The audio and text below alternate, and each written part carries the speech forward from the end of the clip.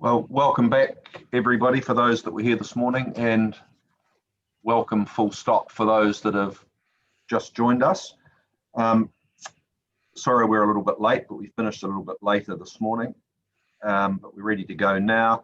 Our first submitter this afternoon is Watercare Services, which I just need to acknowledge that as per the Register of Interests, my firm acts for Watercare on various matters, or has acted for Watercare on various matters, and at the moment is assisting them with their Waikato River water take application that's currently in process. My opinion on that is that that's a discrete matter that I've declared, and on that basis propose just to proceed as normal. If anyone has any objection to that, they should say so now. Otherwise, we'll proceed on that basis.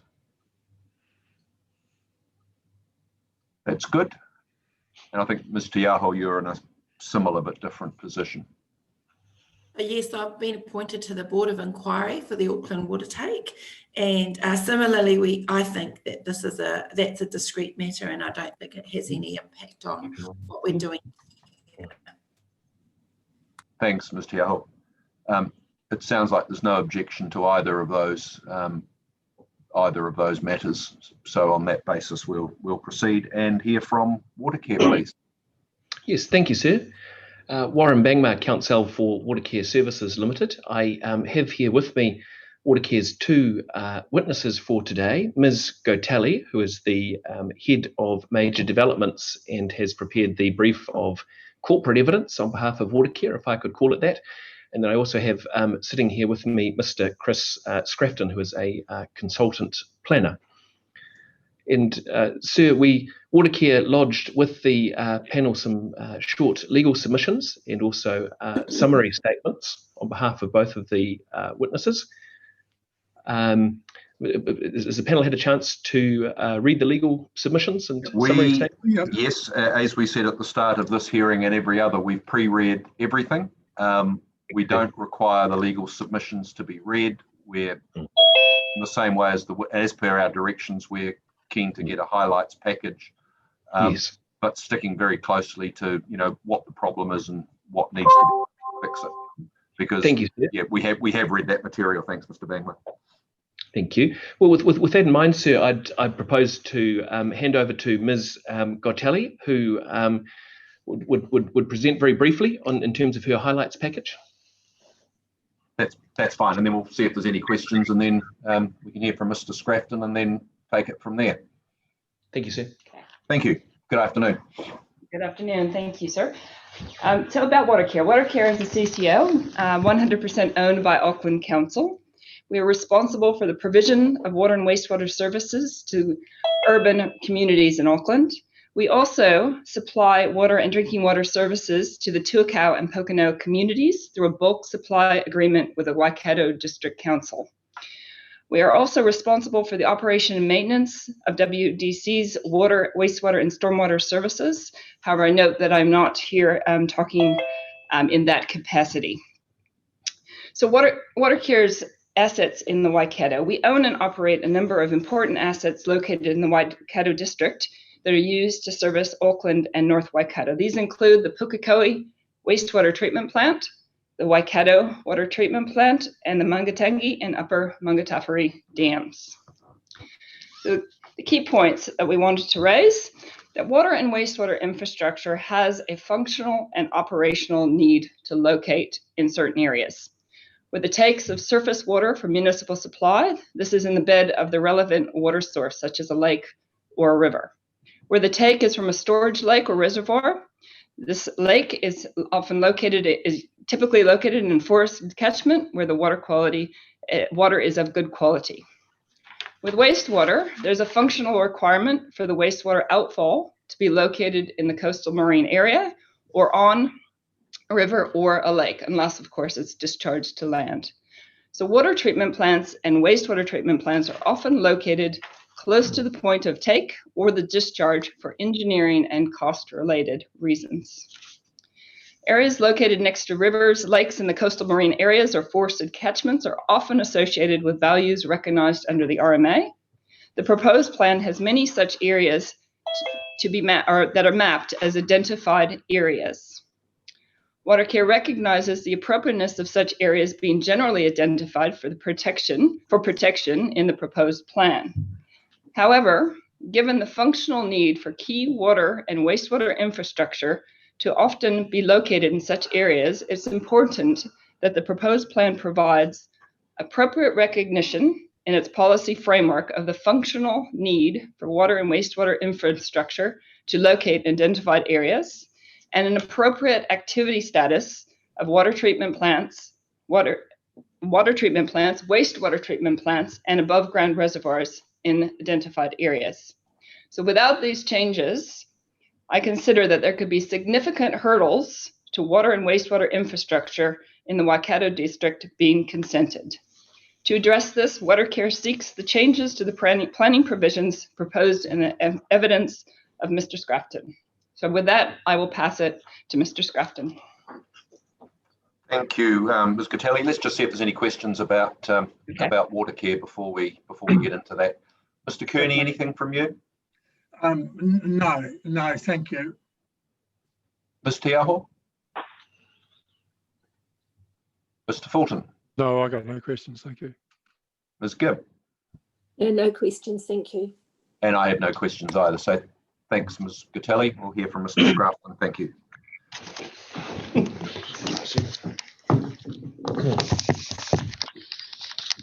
Hopefully the cable reaches. Good afternoon, Commissioners. Oh, lost the picture for a second there. I've provided a primary statement of evidence, a rebuttal statement of evidence, and a summary of my evidence. I intend to just give a very quick summary of the summary, if that's okay. Yeah, that's fine. Thanks. I mean, fundamentally, my evidence really just addresses two key points of concern for Watercare. One is around well, essentially, the fundamental point is how the plan currently provides for infrastructure within the identified areas. And there's broadly two recommendations I put forward. One in relation to the addition of additional policy that specifically identifies and looks to enable infrastructure within identified areas. And that's provided at Appendix 2 of my primary statement of evidence. And the second key point is around the activity status of above ground reservoirs, wastewater treatment plants, and water treatment plants in identified areas. And I address this at section 8 of my primary statement and section 4 of my rebuttal statement. And fundamentally, the recommendation is that a non-compliant activity status in identified areas isn't appropriate. It's inconsistent with higher order policy guidance, including the National Policy Statement on Urban Development and the Regional Policy Statement. The way the plan is currently drafted, it would be questionable about whether such infrastructure would actually make its way through the gateway tests. And fundamentally, the recommendation is that such infrastructure should be considered a discretionary activity in those locations as opposed to a non-compliant activity.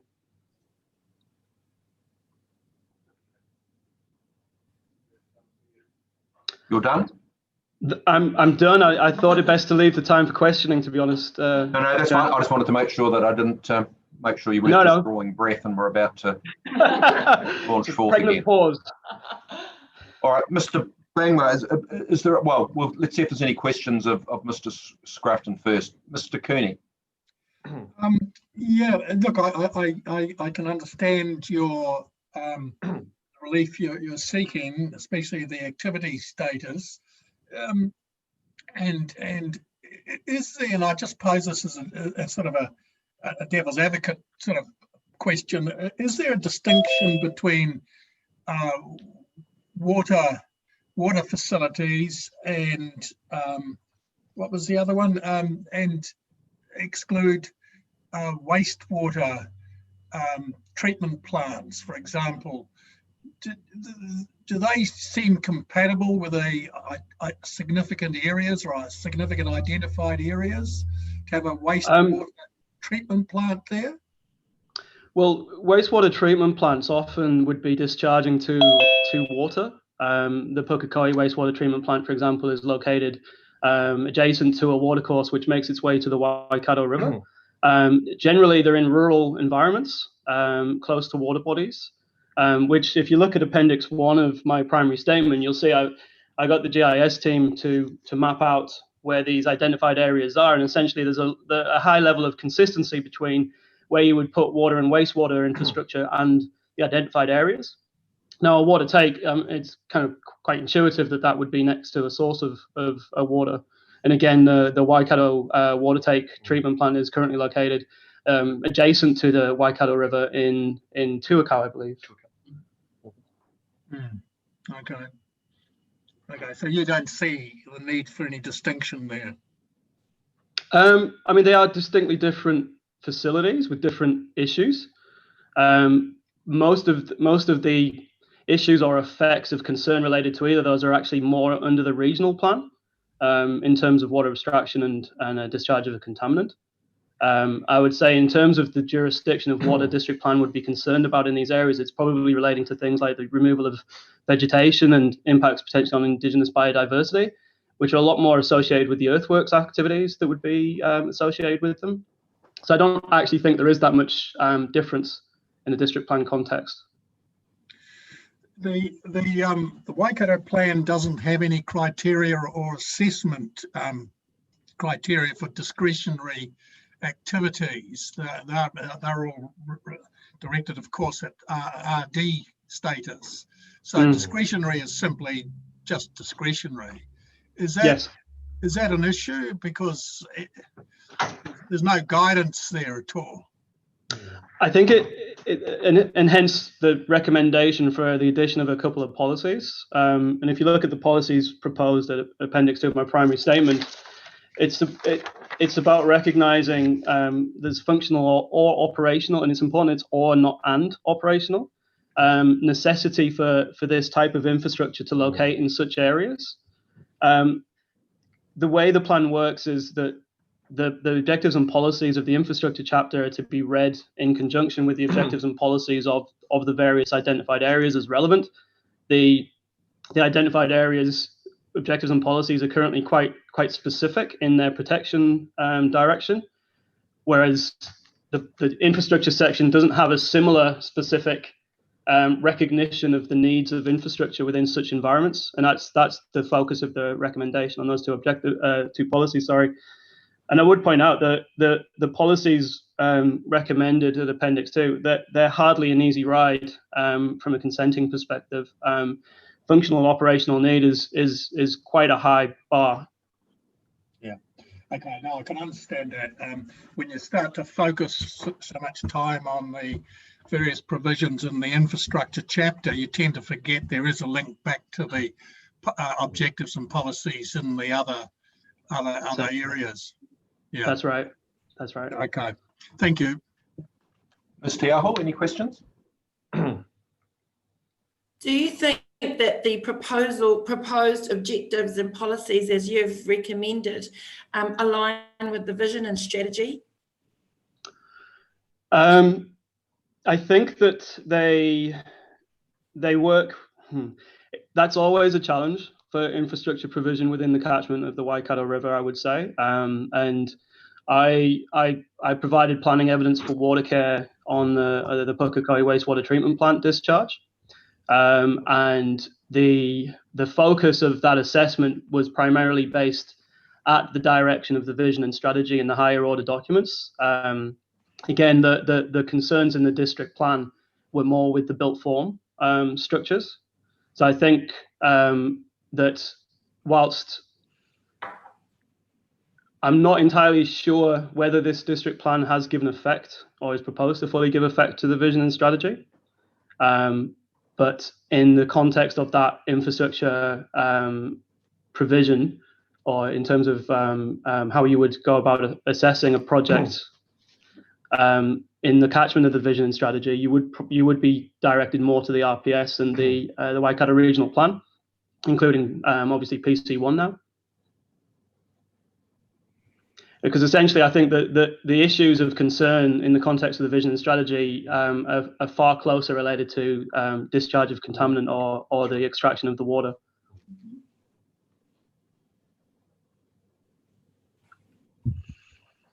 Thank you. Ms. Gibb? No questions, thank you. Mr. Fulton?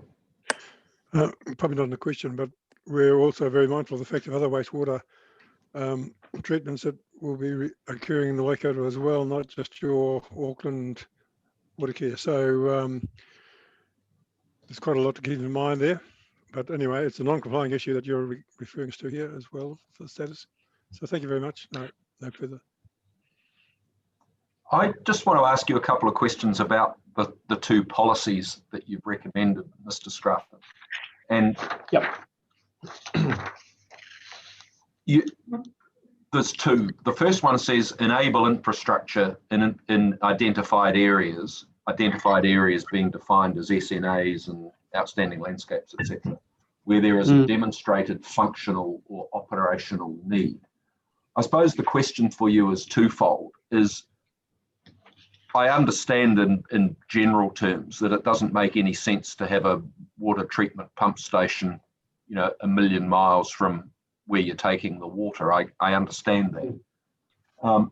But that's not necessarily the case for all infrastructure. And No. you wouldn't want, and I don't mean this pejoratively, you wouldn't want, for example, a new rail network where it's got 20 route options to say, we've got a demonstrated or functional need to enable our infrastructure. Do you think that possibly the scope of what you've proposed and trying to be general is actually too general and too broad? Yeah, I have thought about that point, and I think that's the important difference between functional or operational. Mm-hmm. So both of which are defined terms in the proposed plan. And what does need mean? Yeah. And presumably that means that you do some alternatives assessment evaluation and demonstrate that there is no viable alternative or no practicable alternative. Is that how you see that policy working in practice? Yeah, certainly in the Watercare context. So from a water infrastructure project perspective, we would always undertake a best practicable option assessment of locations, both in terms of discharge or abstraction and infrastructure placement. And from as I say, from a water infrastructure perspective, you're more lining with functional need in most instances, whereas I think that the other infrastructure, kind of the linear infrastructure perspective, say a road or a pipeline, it's about the route, and I think functional need is less relevant in those instances, and that's when it comes into operational requirements, effectively going from an A to a B and demonstrating an area of value is essentially not practicable to be avoided. I just posed the question to you as to whether some of that concept of what you've said, which is not necessarily the same as the words that are in your proposed policy 6.1X. I just wonder whether there might be merit in being more explicit in terms of what that means, because it is pretty, especially when it's got the word enable in front of it. It's very permissive, and I think what you're saying is that it shouldn't be overly permissive. It should be contemplated where it makes really good sense to do it, and there isn't a realistic alternative. I think that's what you're saying. Essentially, yes. I'm not sure that the wording of your 6.1.x actually says that. It seems to be a bit more enabling than that.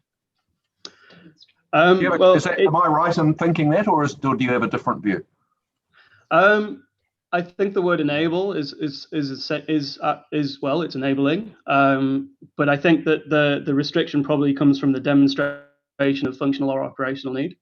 And as I said, I would anticipate that playing out as a fairly rigorous options assessment process, which would address all those points. Okay. And I would generally lean on the BPO approach. All right. I mean, an alternative may well be to include policy requiring BPO, for example, similar to what PC1's done. Well, that's what I'm wondering, because it's pretty generic as it's drafted, and it just seems to me that there may be an awful lot of unintended consequences by having something that's enabling. And talking about demonstrated need, that's not quite the same as doing a rigorous options evaluation and coming up with, a best practicable option or something similar. So maybe that's something. Maybe that's something that you and Mr. Mackey can have a chat about offline before tomorrow afternoon and see where you might land on something like that. Happy to. Thank you. And I think the final thing is, notwithstanding that, you've then got your second policy, Y, which is about the avoid where as much as you can, remedy, and then otherwise offset. So you're effectively saying there should be a no net effects on those identified areas of regime, as I understand it. Is that fair? Yes, that's fair. And it's leaning quite heavily on the policy approach of the RPS. Yeah, okay. All right, no, that's very helpful. Thank you very much, Mr. Scruffman. Mr. Bangma, is there anything that you need to or wish to address us on? No, sir. I understand the legal submissions have been read. I assume there's no, just asking really, questions in relation to the brief case law that was touched on? No. Not from me. Is there anything from any of the other panel members on the legal subs? No, I think they're pretty clear. Thanks, Mr. Bangma. All right, thank you very much. That was helpful, and appreciate the succinctness and honing in on what the key issues were. So thank you for that. Thank you, sir. Our next submitter is Mr. Matthews from Genesis Energy, and as per this morning's conversation, I will take no part in anything to do with this particular submission. So I will blank my screen and resume.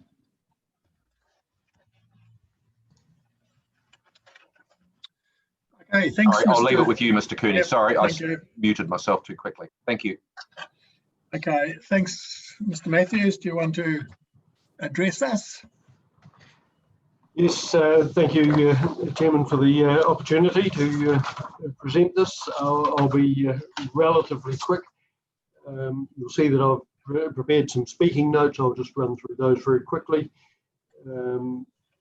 My experience and qualifications set out in my evidence statements, which I've done several for in front of the hearing panel.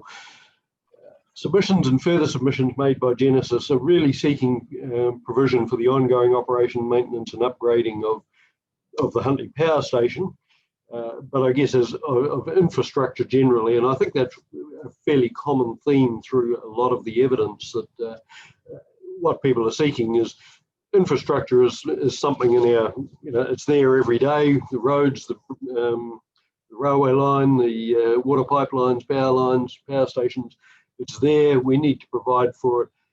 Sometimes it can't be located exactly where we might want it to be. Things like Huntly Power Station is located on the banks of the Waikato River. It needs to have access to the Waikato River. And just in light of the previous conversation, there is a functional need for it to be there. It needs that access to the river.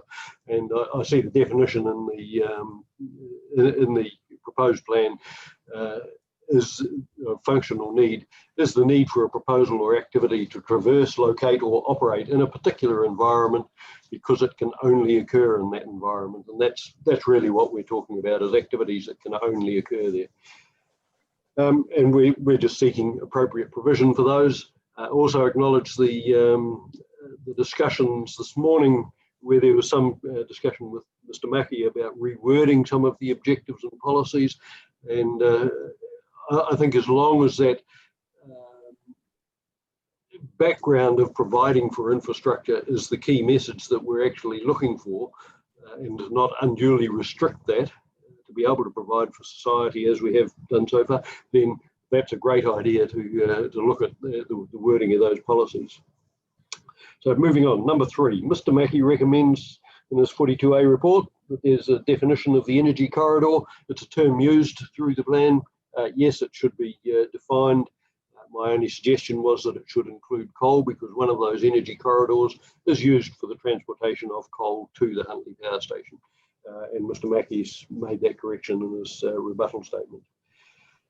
With respect to technological advances that Mr. Mackey has recommended to reinstate reference, in terms of policy 6.1.3, I've suggested a minor modification to the wording there.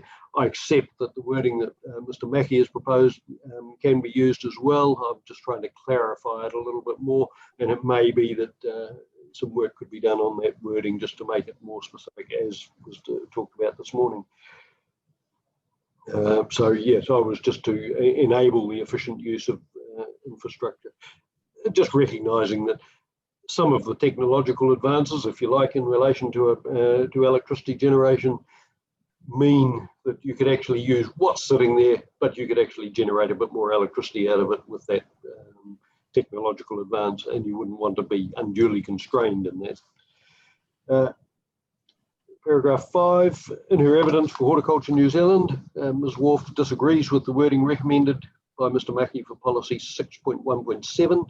I've disagreed with Ms. Wharf, and in my opinion, the wording used in the section 42A report would be preferred for objective 616 and policy 617.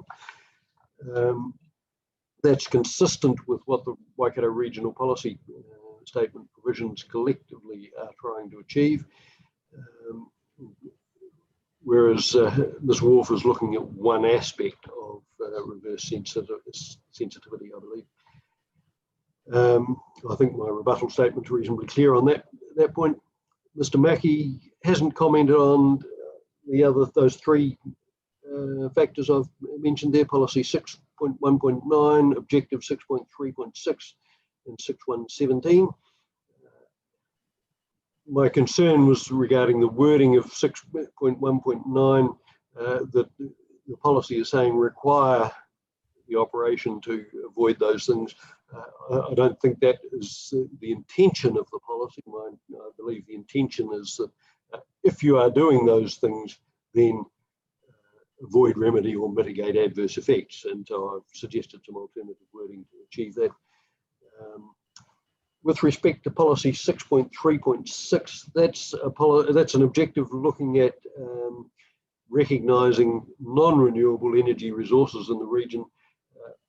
I don't believe that electricity generation is actually an energy resource. It's an activity of converting one form of energy, in this case either coal or gas, for the Huntly Power Station, coal or gas, into electricity, another form of electricity. But it's not an energy resource itself. So my suggestion was that objective 6.3.6 should include electricity generation as well as the energy that is being non-renewable energy sources.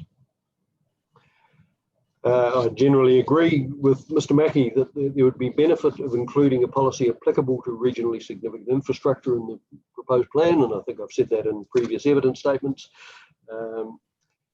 To be consistent across all of those provisions, then that should actually refer to construction, operation, maintenance, repair, and replacement and upgrading of infrastructure. Yeah, I agree that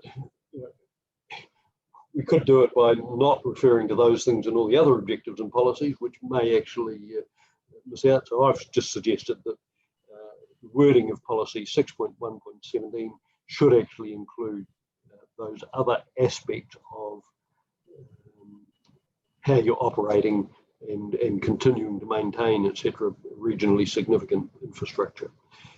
That is construction, operation, maintenance, repair, replacement, and upgrading be part and parcel of that policy.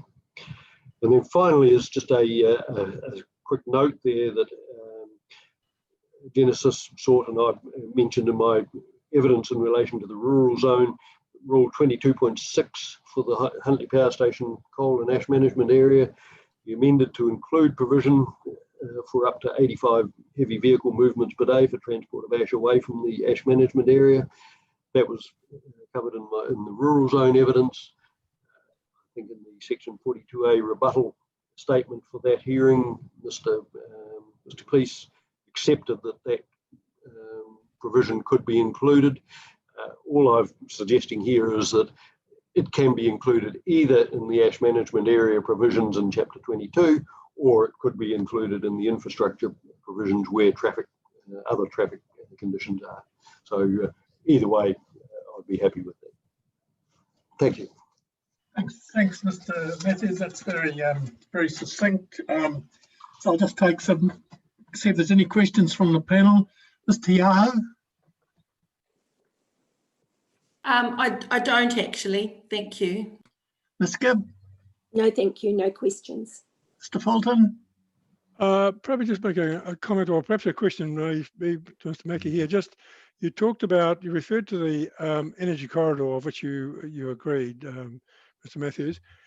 Just when I read it, and Mr. Mackey may be able to help me here, I think when I read it, I don't think they included the 240 kVs, but there's a 400 kV capacity line of which they reduce it. I didn't notice that in your evidence, Mr. Mackey, whether that's included or not, or does it need to be specified? I think the electricity transmission lines are dealt with separately. And if I could just go back in history for a moment, the energy corridor concept was developed for the operative Waikato district plan, basically to cater for relocation of stuff related to electricity generation or energy stuff that wasn't covered by things like designations or other provisions. So the energy corridor concept, as I recall in the operative plan, only applied to the coal conveyor from the Huntly West mine site to the Huntly Power Station site, to the ash pipeline from the Huntly Power Station site up to the coal ash areas, and to some areas around the former Mary Power Station where there was the possibility of shifting coal and other material from the existing Mary Power Station site to the Waikato Thermal No. 2 site, which is no longer even talked about nowadays. Yeah, all those other things like the transmission lines, the 220 kV lines, the 400 kV line, would be dealt with by separate identification on the planning maps, but were not energy corridors. So in reality, we're only dealing with, as I understand it now, the coal conveyor to the power station and the ash pipeline away from the power station.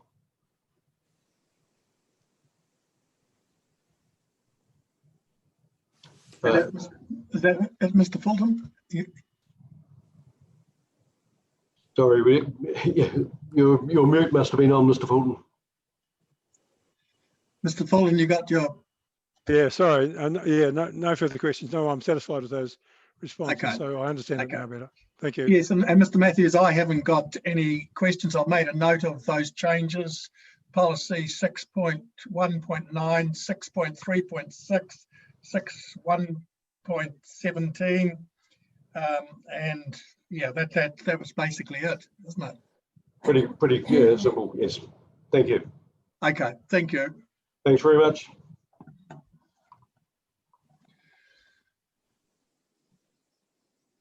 Phil, you can come back in now. That's good timing. I've just walked into the room as I heard that, so that's good. Thank you. Our next submitter is Well Networks. Ms. Brown, please.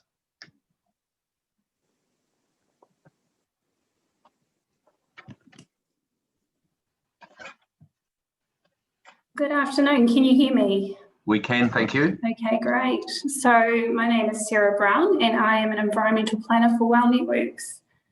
As outlined in my evidence, Well support a number of provisions. However, there are 4 matters in which Well do not support, and I will summarise them now. Through submission 0.692.4, Well requested that a permitted activity rule be included that applies to the design and location of infrastructure services and gives effect to tables 14.12.514 and 14.12.515. The reasoning provided for the new rule was to ensure sufficient space is available for WELL to install its network utility equipment and for other utilities. Further, WELL requested a new discretionary rule be included where insufficient boom space is unavailable. The intention of WELL's submission is to ensure that at the time of subdivision, a sufficient boom width is provided by the developer to ensure sufficient areas for utilities. A sufficient boom width will enable separate space for vegetation and utilities, so these can co-locate without damaging each other. The planner's report suggested cable armouring may be required in some instances. And as outlined in my evidence, armouring cables is expensive and does not necessarily work in all instances. As underground cables have a 50-year life expectancy, WELL considers that providing adequate boom space is a more enduring solution to enable the efficient functioning of cables and other above ground equipment such as pillar boxes. Through submission point 692.6, WELL requested an amendment to the permitted activities relating to minor upgrading of existing infrastructure. The planner's report recommended amendments to the majority of the conditions requested by WELL. However, the planner's report recommended rejecting condition A, which enabled poles to be relocated within 10 metres of the existing alignment or location instead of 5 metres. It is important to note that WELL generally only move poles if there is an ongoing occurrence of car versus poles, or the ground is found to be unstable or unsuitable for such infrastructure. In both instances, a restriction of 5 metres is unlikely enough and has the potential to delay necessary safety works. And note that these instances would only relate to equipment in road reserve. And the final submission point, 692.18 and 692.19, WELL requested the deletion of a condition associated with permitted activities for small scale and community scale distributed renewable energy generation. Specifically, WELL requested the deletion of a condition which would require resource consent for all electricity generation activities within the road or unformed road. WELL also requested the removal of a 20 kilowatt threshold with respect to community scale generation, where resource consent would be required if electricity generation exceeded 20 kilowatts in all instances. In my evidence, WELL submitted that it was unclear why council is proposing to restrict small scale and community scale generation within road reserve and unformed roads. The CAR process would ensure that any safety effects of the proposal are considered, and the other conditions of this rule would restrict the size of structures installed. Further, WELL submitted that the condition requiring energy generation to not exceed 20 kilowatts for community scale is impractical and unreasonable and would likely discourage this type of development. With respect to generation activities in the road reserve, I note that concerns such as streetscape amenity can be adequately regulated through the other conditions of this rule as well. It is not clear whether solar panels installed on light poles or on other structures within the road reserves, such as bus stops, would be captured by this rule. Further, a wind turbine with a vertical blade has the same dimensions in some instances as a power pole located within the road reserve. Overall, WELL considers that imposing such a rule would add unnecessary costs to future technologies that have the potential to generate electricity for roadside furniture and equipment. Generation activities within unformed roads, provided the other conditions are complied with and council approves through a CAR, would seem an efficient way to generate electricity to an area of land otherwise unused, such as a paper road. With respect to removing the 20 kilowatt limit to generating activities, I consider that other conditions of this rule would ensure that any concerns such as on effects such as amenity or noise would be captured, then resource consent required. For generating activities such as solar on commercial rooftops, applying a 20 kilowatt restriction is unreasonable. The depot building at Wells headquarters in Hamilton has solar panels on the rooftop where the electricity generated has the potential to exceed 20 kilowatts. Any potential effects of these solar panels are nil, as they do not produce noise. The solar panels are black and do not reflect light, and condition J of this rule would require solar panels on the roofs not to exceed 1.5 metres in height above the existing roof line. So to conclude, WELL generally supports the planner's report, subject to the amendments recommended by WELL in my evidence. And that concludes my evidence, and I welcome any questions from the panel. Thank you, Ms. Brown. Let's see if there are any questions. Mr. Fulton, do you have any questions? No, thank you for your evidence. That was very clear. Thank you. Thank you. Ms. Tiaho?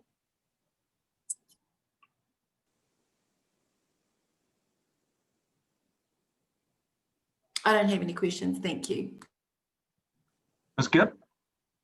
No, thank you, Ms. Brown. No questions. Mr. Cooney? No, I haven't got any. Thank you very much.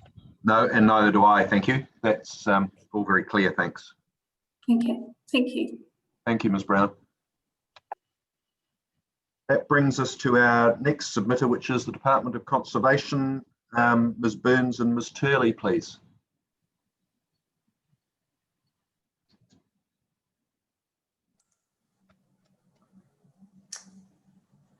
Good afternoon. I think we have Ms. Ehrlich, our lawyer, online as well. She'd like to just introduce quickly. Okay, thank you. Tēnā koutou, Commissioners, can you hear me? Yes, but your video appears to be turned off. Okay. Can you see me? That's better. Thank you. Yep, got it now. Thanks. So Council's name is Ms. Ehrlich, appearing for the Director General of Conservation. I'm just here to introduce the experts that are presenting for the Director General today. So first up is Ms. Thurley, who will present evidence on long-tailed bats, followed by Ms. Burns, who will present planning evidence. Thank you. Thank you. So we're in your hands, whichever. Ms. Turley is first, I think, so just when you're ready. Yeah, kia ora koutou. What I'm going to present is summarised by long-tailed bats being nationally critically threatened. Within the Waikato, long-tailed bats face increasing pressures from development and vegetation clearance. And that small scale and community wind farms may represent an additional threat, and also outline an approach to address this. So bats are New Zealand's only land mammal, and the species that are here are only found here. They're not found anywhere else overseas. Long-tailed bats, which we're talking about here, are predicted to decline by over 70% over the next 3 generations, which is huge. And it gives them the highest threat classification of nationally critically threatened. So trees are really important for bats, therefore habitat suitable for long-tailed bats is rare in urban and rural landscapes compared to forested landscapes. In order to function, these bats require shelter and roost sites, foraging sites, drinking sites and commuting sites. Shelter and roost sites are almost always in trees. And roosting cavities have really specific thermal requirements. For example, for rearing their young, the roost sites will generally heat up during the day, and they maintain that temperature during the night, so mums can go out to feed, and the small bats don't freeze in the meantime. So these type of roosting cavities are very rare, even when they're in the forest. And even rarer in the urban and rural landscapes, given the paucity of trees. Bats feed typically around trees and forest edges and above canopies of trees, but they do feed over pasture as well. So within indigenous forests, large indigenous forests, apart from threats of fragmentation and degradation, the main threats are predation by rats, possums, stoats and cats. Bats living in urban and rural landscapes are under the same pressures, but also they have limited suitable habitat remaining, so they're threatened as well by ongoing development and removal of vegetation. The Waikato district holds several populations of long-tailed bats. There are places, large areas in the Waikato where bats haven't been looked for, so on looking it's highly likely that further populations do exist. And because the Waikato has a lot of development going on at the moment, long-tailed bats in the Waikato are very, very vulnerable due to these pressures. So with wind farms, internationally it's well known that large numbers of bats are killed by wind farms, the ones using the large turbines. Small wind turbines, there's limited knowledge of that. However, in the UK, studies have shown that despite bats generally avoiding the small wind turbines, small wind turbines do kill bats. And additionally, avoidance behaviour by bats means that small wind turbines operating in bat habitat reduce the habitat area available for bats, which is really important when habitat is limited. So applying this to long-tailed bats in the Waikato district, in my opinion, long-tailed bats, they may avoid the area surrounding operating small wind turbines, or they may not, but neither option is likely to be absolute. So it is plausible that while most long-tailed bats would avoid the turbines, some wouldn't and would die as a result. And in populations like we've got in the Waikato, which are small, even the loss of a few bats is a high risk for these small vulnerable populations. It's also unknown but plausible, in my opinion, that long-tailed bats would largely avoid small wind turbines when they're in operation. If so, wind turbines placed alongside roosts, which are already rare in the landscape, as I've said, could cause these roosts to be abandoned. If the turbines are placed along commuting pathways, for example, gullies and hedges and forest edges where bats like to travel along, these pathways may be blocked, preventing bats travelling between roosting and foraging areas. And if turbines are placed within foraging areas, this habitat also becomes unavailable to bats. So I've put a map there under 13 on page 13 of the summary, and that's really to illustrate that bats work on a landscape scale, and that currently mapped significant natural areas don't offer adequate protection because the bats, as well as occurring inside SNAs, occur outside of them and move outside of them as well. So as well as requiring protection within SNAs, bats also require protection outside of SNAs. In my view, the best approach to minimise the risk is by not allowing wind turbines in known bat habitat, and in the absence of information, requiring bat surveys to determine the bat presence or absence prior to installation. Thank you. Thank you, Ms. Turley. Let's see if there's any questions. Mr. Fulton.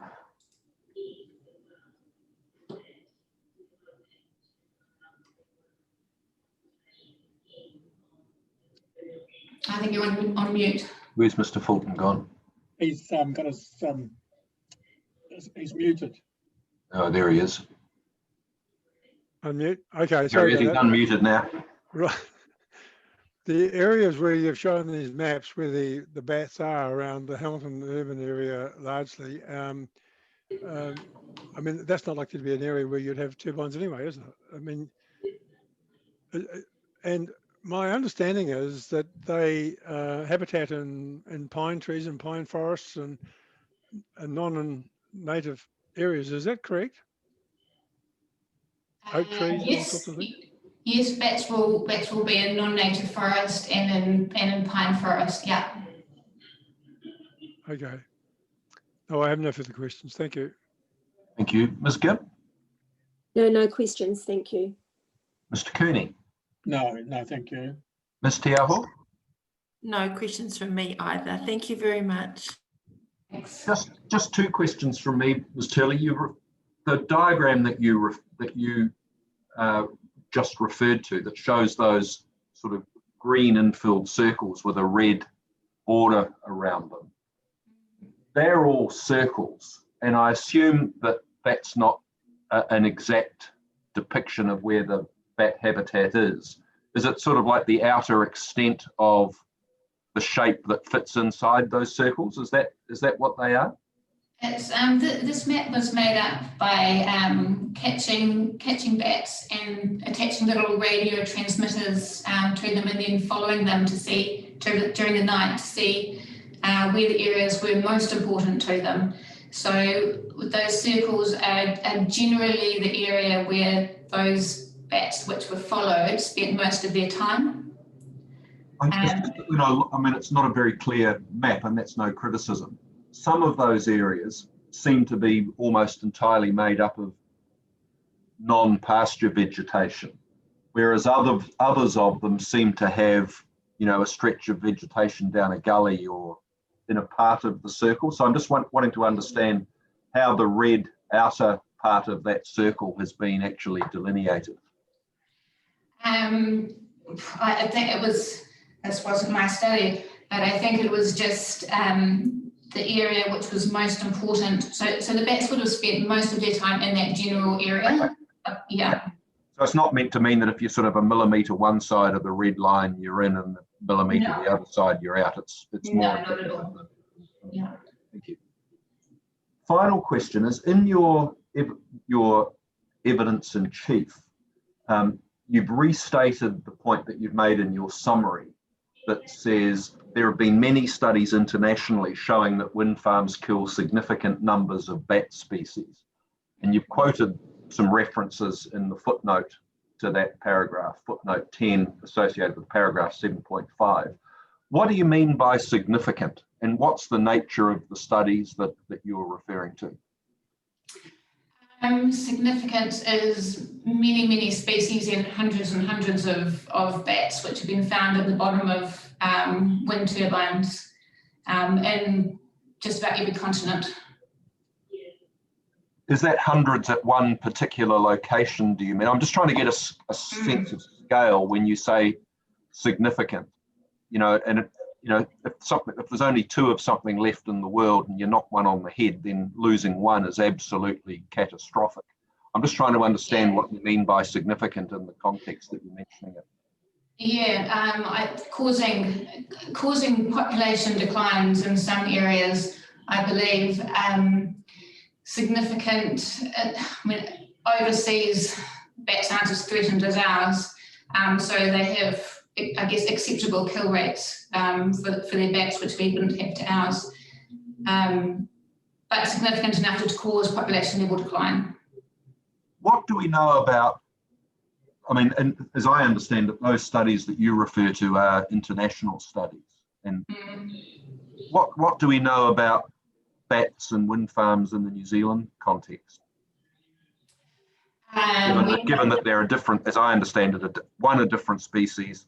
Secondly, their threat classification is different. The areas that they're located in, etc., etc. Is there any? How much can we draw from that international literature, I guess, is what I'm asking you.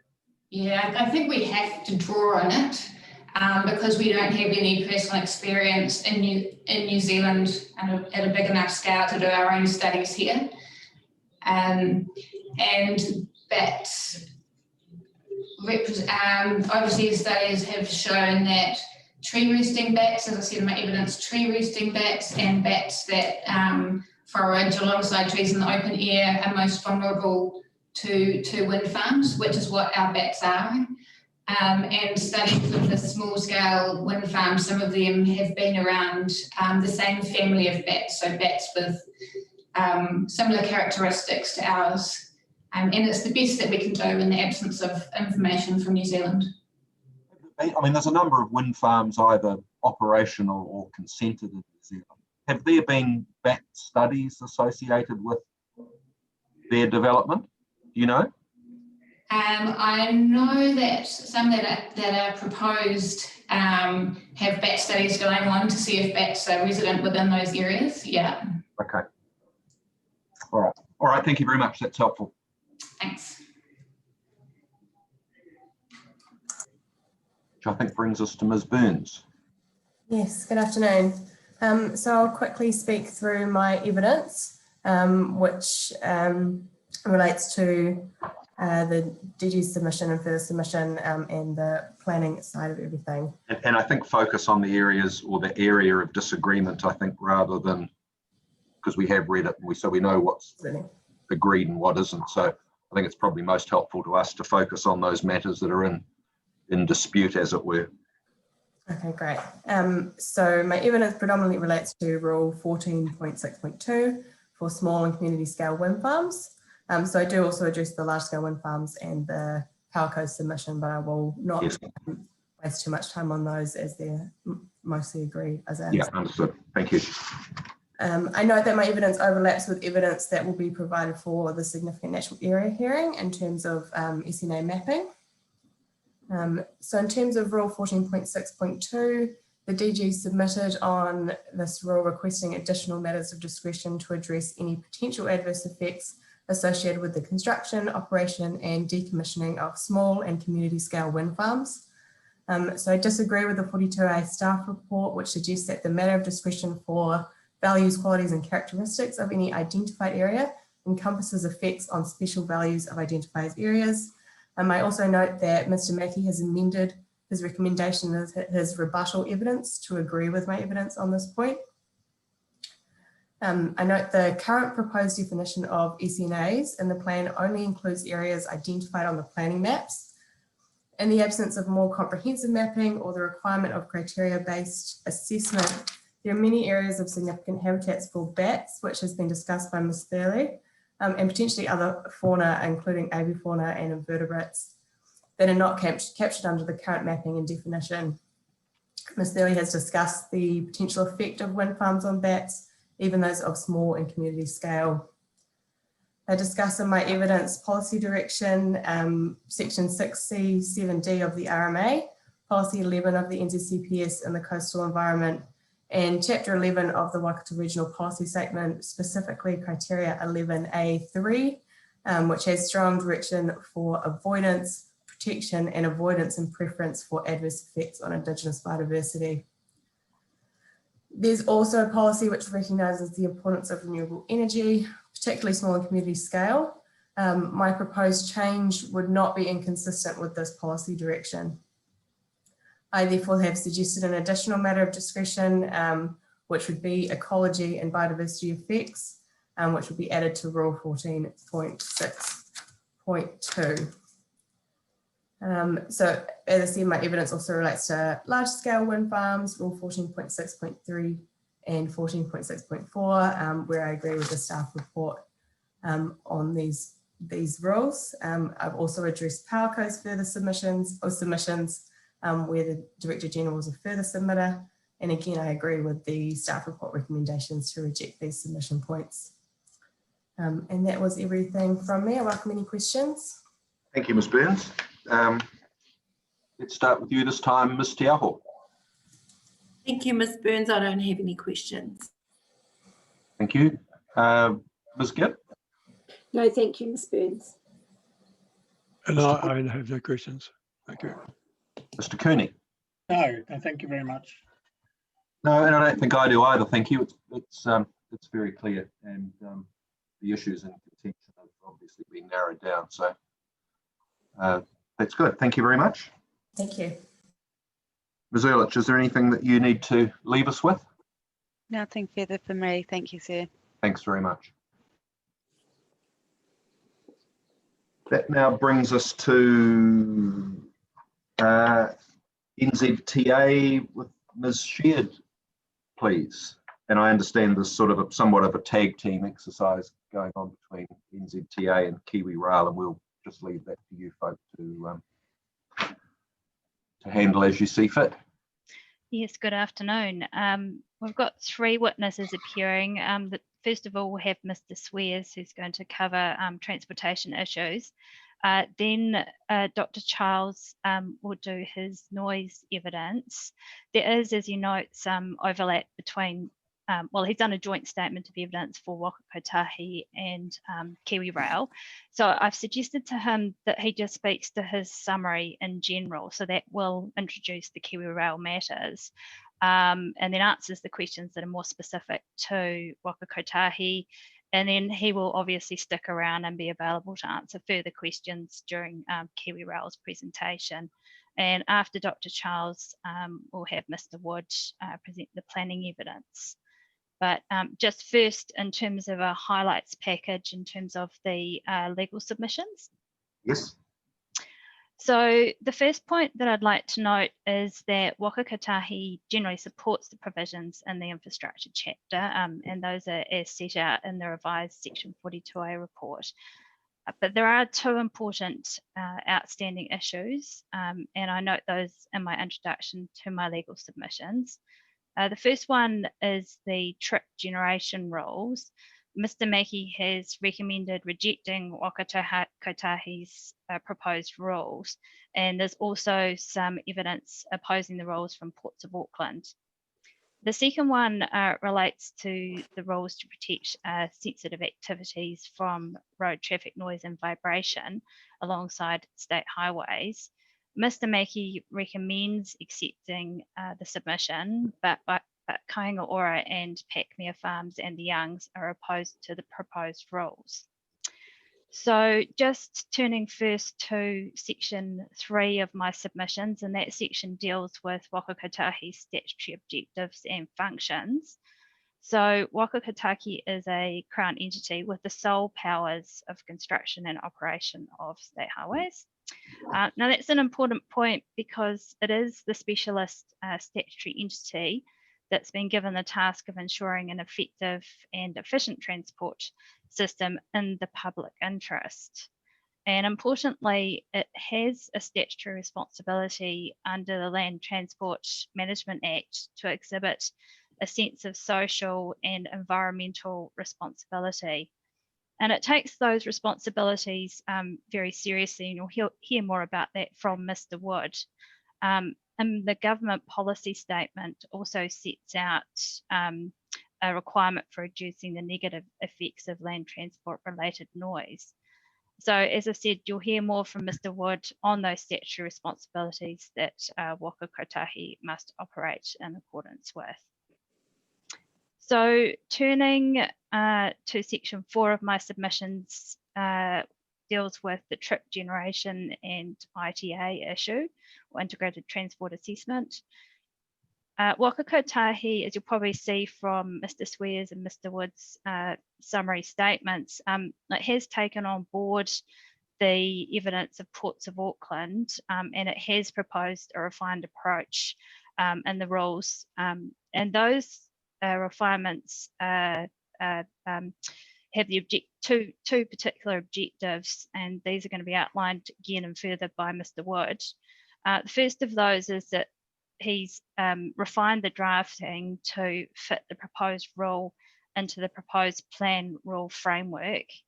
And the second one is that he's proposed an exemption for the Horatu Industrial Precinct. As he notes in his summary statement, Wakakotahi does not oppose the inclusion of different thresholds for particular zones where specific traffic generation rules are in place, for example, as a result of environment court proceedings. So the key components of the trip generation and ITA rules can be summarised in the following way. The first important aspect of this is that it's used equivalent carb movements, or to abbreviate it, ECM. And you'll hear from Mr. Swears that this is a more appropriate measure than the trip generation rate used in the notified version of the plan. And this is largely because it caters for heavy vehicles. The thresholds for permitted activities should relate to both, not just the ECM number, but also the type of road used to access that activity. So in other words, where does that road sit within the roading hierarchy? And that's important in terms of looking at trip generation. And finally, the rules also need to be clear about the information required for resource consent applications in terms of what kind of integrated transportation assessment is required.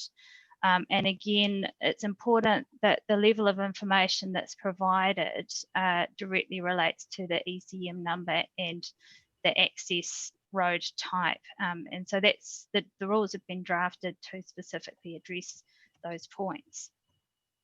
So you'll hear more about why these rules are important to Wakakotahi from Mr. Wood and Mr. Swears. But in a nutshell, really, the rules are important so that the effects of high trip generating activities can be assessed appropriately and when necessary addressed. So the information requirements are important also to provide guidance on what information should be provided to Council.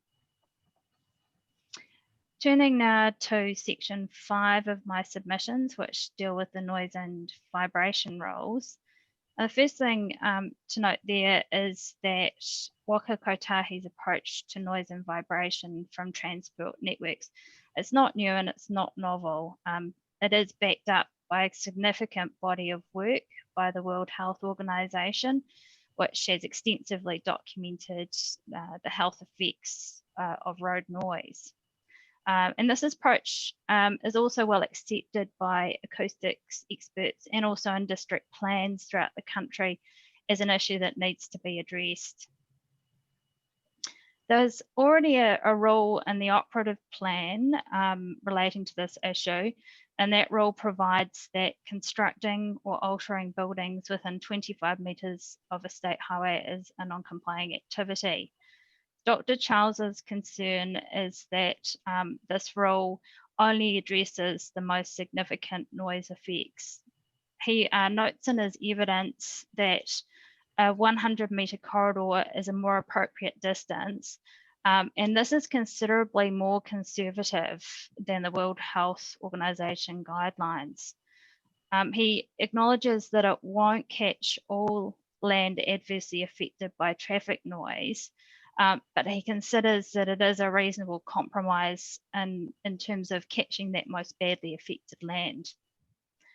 Also, the default proposed by Wakakotahi is a restricted discretionary activity. It's not non-complying like the previous rule, with the matters of discretion restricted to noise and vibration related matters.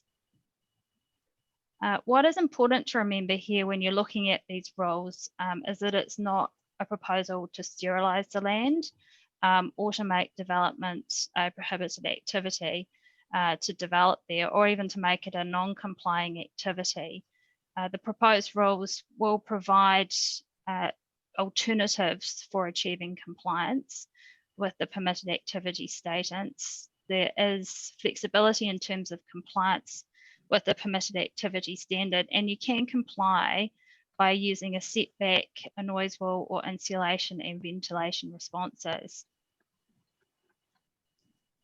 Kaionga Ora is arguing that the rules will compromise achieving a coherent and compact form and could also negatively impact on development capacity under the MPS. As I've just explained, the rules don't prohibit development within the 100-metre buffer. Kaionga Ora has not provided any evidence to suggest that rules requiring developers to implement basic mitigation to protect future habitants from the health effects associated with noise and vibration would in fact prevent developers from developing in these locations. Wakakotahi has done a comprehensive cost analysis which shows that the cost of implementing noise measures is not significant, and it doesn't outweigh the benefits that will result in terms of protecting health. I think it's important to note also at this point that the Section 32 analysis undertaken by Wakakotahi is extremely comprehensive. It provides both assessment of the alternatives and a cost analysis. Wakakotahi has taken what I'd describe as a very belts and braces approach to working through that Section 32 analysis. The analysis does comply with the statutory requirements, but it also provides a far more comprehensive approach than the standard of assessment commonly seen in a lot of district plans around the country. What Kāinga Ora is arguing for is a standard of analysis which is far in excess of what is reasonable or realistic. It casts doubt on Wakakotahi's cost analysis, but actually doesn't provide any evidence on the cost issue itself. The alternatives it suggests, such as regulating speed, changing road surfaces, internalising effects, and or paying developers to implement mitigation, are simply not practicable. As Mr. Wood will explain, Wakakotahi does design to best practice for all new and upgraded infrastructure. The noise assessment process is extremely thorough and the conditions on designations are extremely extensive. But this isn't a case here of Wakakotahi constructing a new state highway or even upgrading an existing one. This is about new noise sensitive activities establishing immediately adjacent to existing regionally and nationally significant assets. And in order to put this in context, you need to remember that there's 200 kilometres of state highway in the Waikato district alone, and there's over 11,000 kilometres throughout New Zealand. So in summary, it's submitted that it's entirely reasonable to expect that developers wanting to locate new sensitive land uses immediately adjacent to existing infrastructure need to address the health effects of noise and vibration on those people who are going to live within those buildings. The assertion that airports and ports provide mitigation and compensation packages to new sensitive land uses seeking to establish next to existing facilities is simply not correct, as Dr. Charles will explain. In terms of outstanding matters in relation to the noise rules, in terms of what's in the revised Section 42A report, there are two key matters that are still outstanding.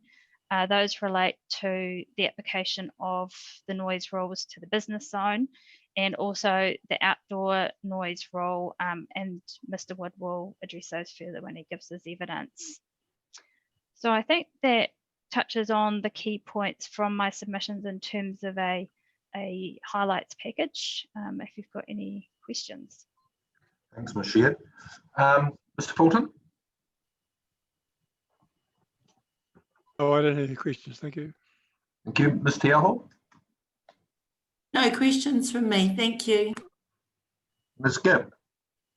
No, thank you very much. Mr. Cooney?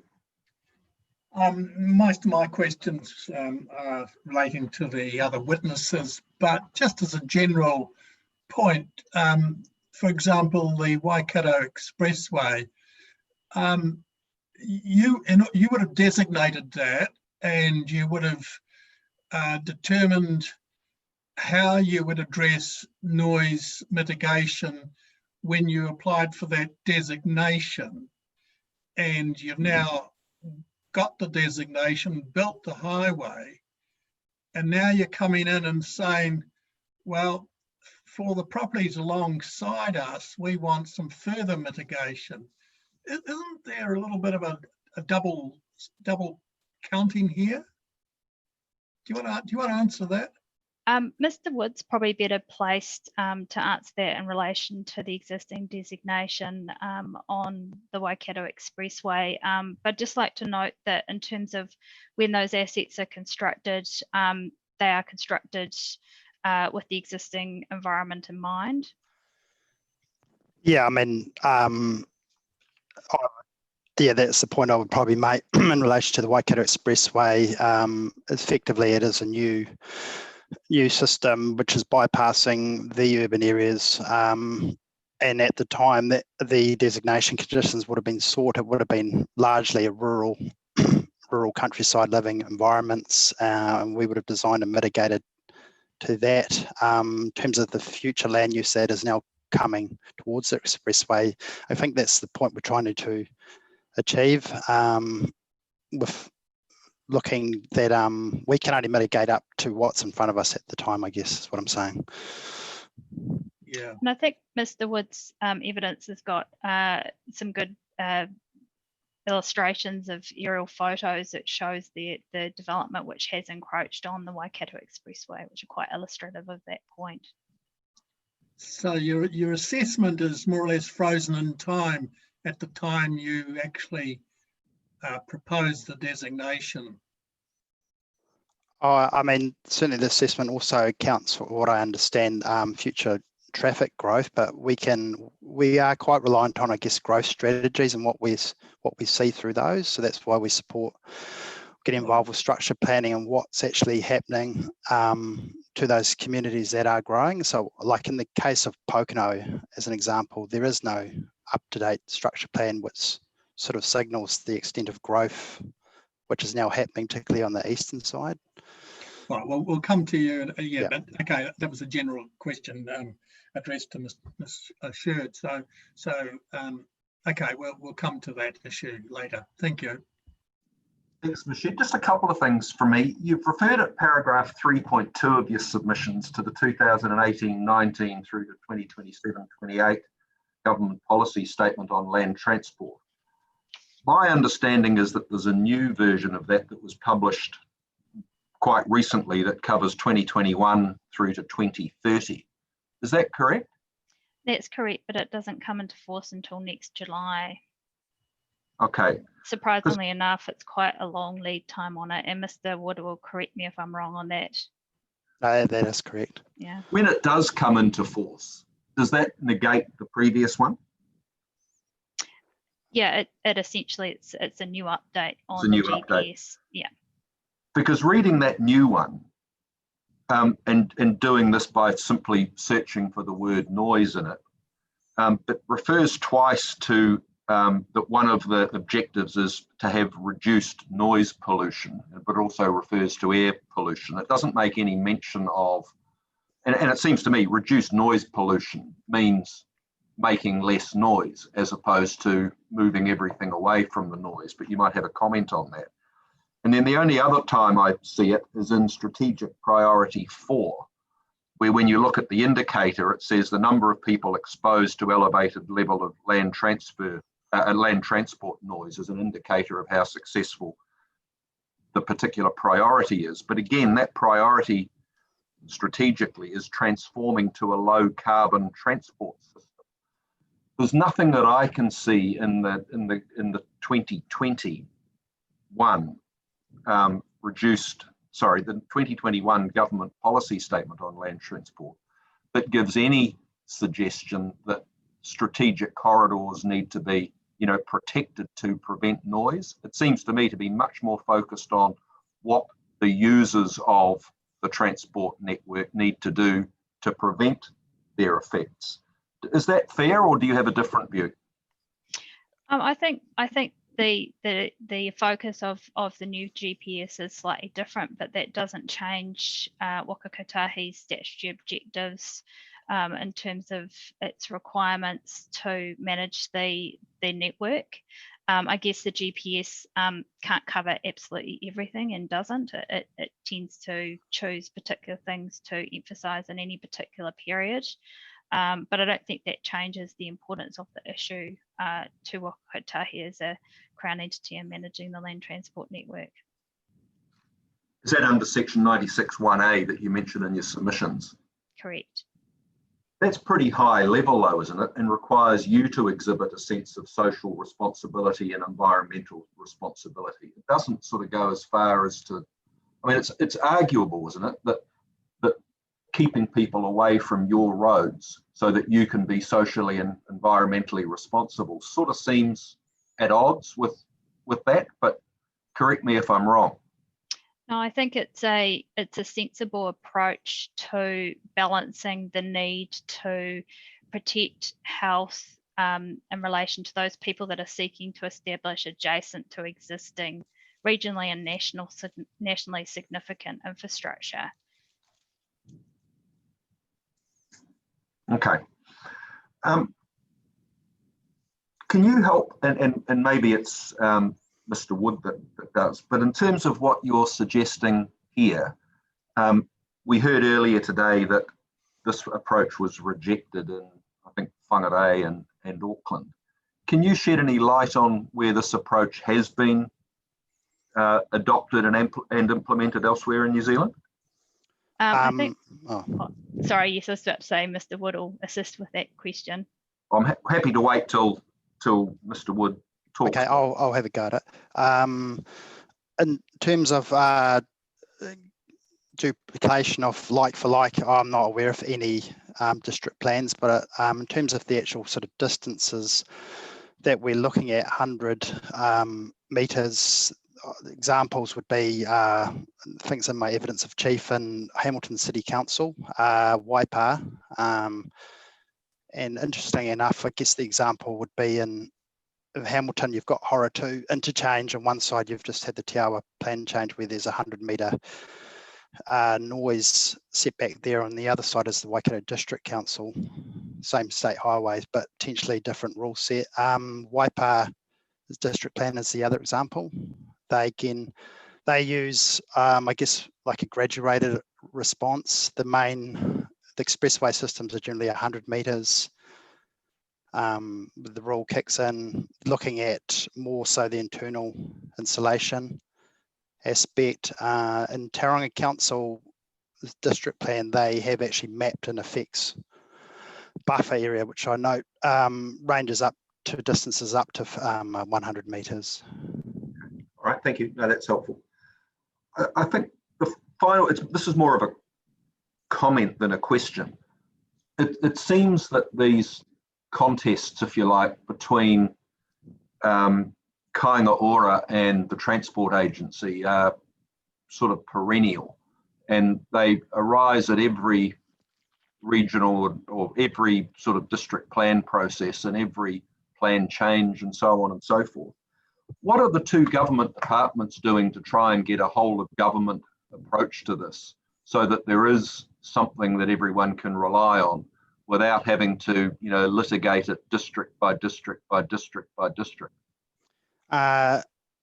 Yeah, I mean, there is an emerging memorandum of understanding between the two parties, and I guess the aim of that is to try and ideally avoid this situation, which you say is the endless fighting litigation, which is probably not helpful at the end of the day. So that's still in its early days, but there are discussions outside of this hearing to try and progress that. All right, no, thank you. Thanks, Michelle. That's answered my questions. Thank you.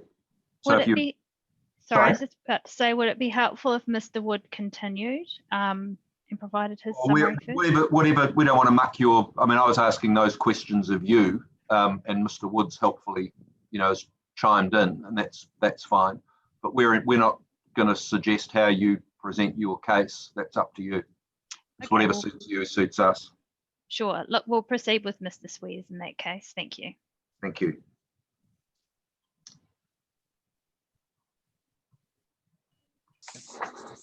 Good afternoon, Mr. Just when you're ready. Yes, thank you. Good afternoon, Mr. Mitchell and Commissioners. Sir, if I can go to my primary statement of evidence, there's just a couple of very minor corrections I'd like to have made. And there's a paragraph that I'm rereading it this morning. I think it probably warrants a little bit more explanation. All right, thank you. Just let me just pull that up if you don't mind, because I've got your summary statement on my screen here, and I'll just get the right version. Just bear with me for 1 second.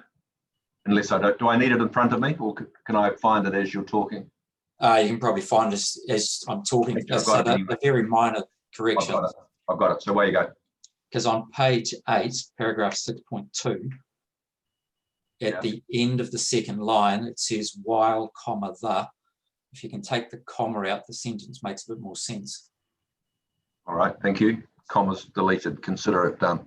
And then if you can go to page 5, and under footnote 8, it says for FOUR developments plus FOR developments. The FOR developments should be FOUR. Yeah. Okay. That's 4 plus 4. Yeah. And then, and if I can just add a little bit of explanation in relation to paragraph 5.7, which continues at the top of page 5. Now, this just relates to the traffic that I've added to my theoretical intersection. And just reading through it this morning, I thought perhaps it warranted a little bit more explanation. So the basis I've done my increments on is for each movement on the south approach at that intersection, I've put 5 vehicle movements per hour. So the total number of vehicle movements is 15 vehicle movements per hour. That's outbound though, so that's away from the theoretical development towards the theoretical intersection. And then what I've done is I've said a peak hour is around about 10% of your daily traffic flow. So in the third line down on page 5, I refer to 150 vehicle movements. So that's taking those 15 vehicle movements per hour, multiplying them by 10 to come up with 150 outbound vehicle movements per day. And then a couple of lines below that, I talk about 200 vehicle movements per day.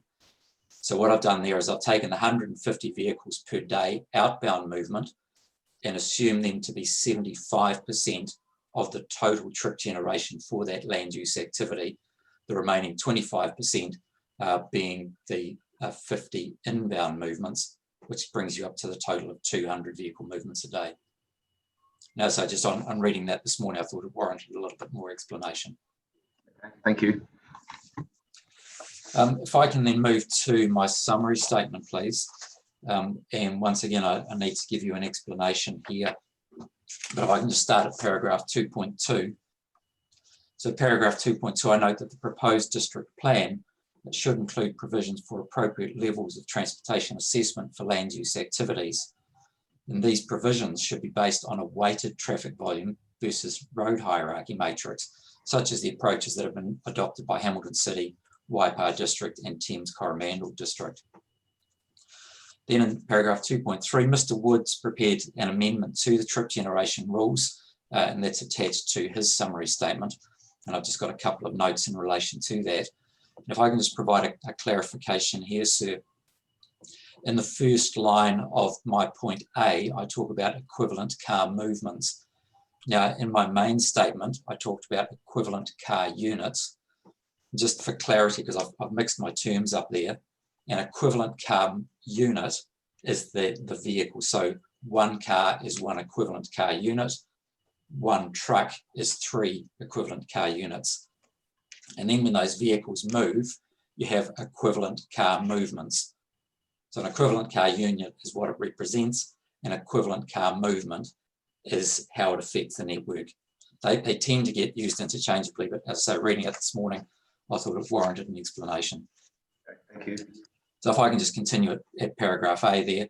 So equivalent car movements have been used to take into account the relative effect of heavy vehicles associated with a land use activity.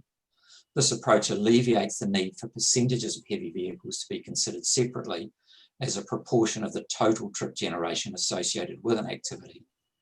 Instead, the rule is a simple approach for determining if analysis is required and, if so, the nature of that analysis. And if I can move down to paragraph B, the permitted activity standards have been set depending on the ECM for the land use activity and the classification of the road from which that land use gains access. And if I can move over to paragraph C on the next page. Where resource consent is required, the proposed provisions clearly set out the level of information required for ITA.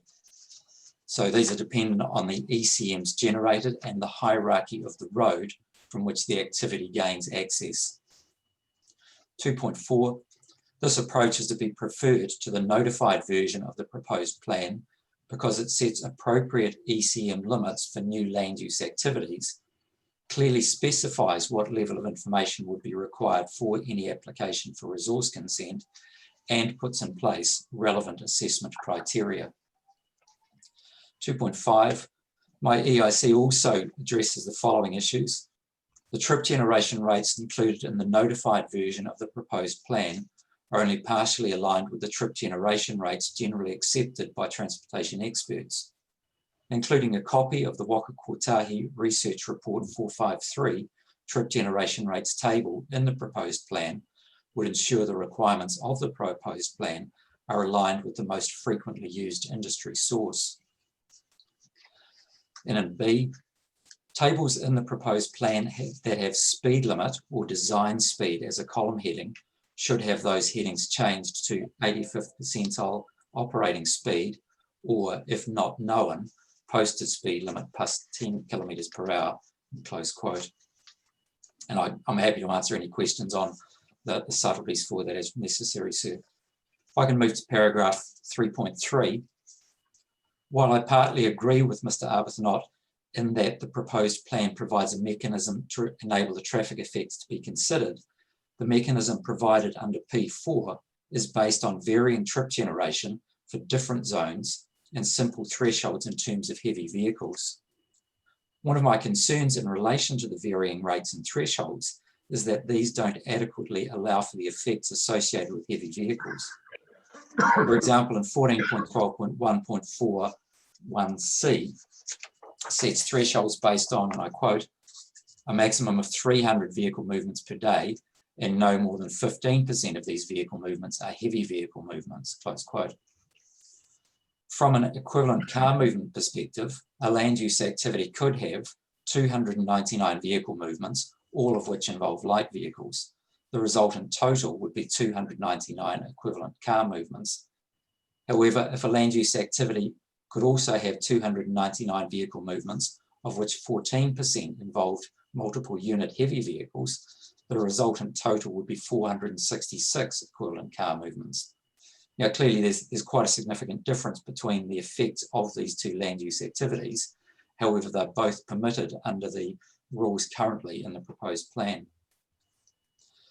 Paragraph 3.4, the rule proposed by Mr. Wood allows for a simply weighted comparison to be applied depending on the magnitude and nature of the trip generation associated with any land use activity. With regard to Rule 14.12.2 RD4, the matters of discretion are not clearly defined from a transport engineering perspective. In particular, the term trip characteristics is not clearly defined and could be interpreted in several ways. Paragraph B, it's not clear from a road safety engineering perspective what is meant by, open quote, safety for vehicles and pedestrians, close quote, and, open quote, road network safety and efficiency, particularly at peak traffic times. Paragraph 3.6, in my opinion, the amended criteria for matters of discretion proposed by Mr. Wood are more appropriate because they are more precise and provide more clarity than those provided in the proposed plan. 3.7, Mr. Arbuthnot refers to the Horatu Industrial Park and to the maximum permitted traffic generation of 15.4 trips per hectare gross land area during the peak hour. The trip generation rate to which Mr. Arbuthnot refers is applied through the Waikato Regional Transport Model and is widely accepted. If I can move over to my final paragraph, 3.8. With regard to the Horatu Industrial Park, while I wasn't involved in the Environment Court process, my understanding is that development of the area has already been defined and a transportation assessment has been undertaken. On this basis, I do not oppose the specific exemption from the rule proposed by Mr. Wood, provided that development within the industrial park is carried out in accordance with the decision of the Environment Court. And from this, sir, I'm happy to take any questions you may have. Thank you, Mr. Swears. Ms. Gibb, any questions? No, thanks very much. Thank you, Ms. Gibb. Ms. Tiaho? I don't have any questions either. Thank you. Mr. Fulton? No, thank you, Mr. Swears. No questions. Mr. Kearney? Have you sat down with council's traffic people and discussed this proposed change? No, I haven't, sir. No.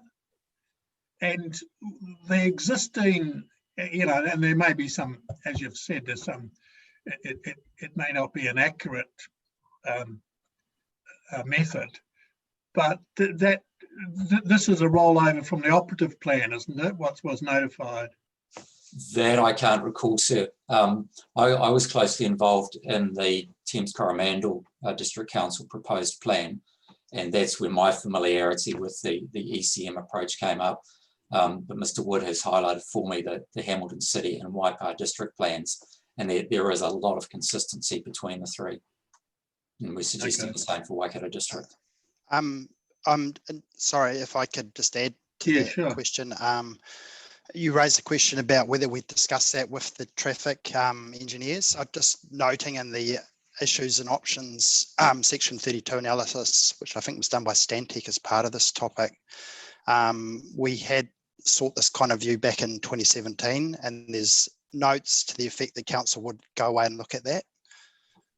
But clearly it hasn't carried through, and I'm not sure why that hasn't. I think the difference is that parts of this are in the operative plan, but I think some of the thresholds have changed.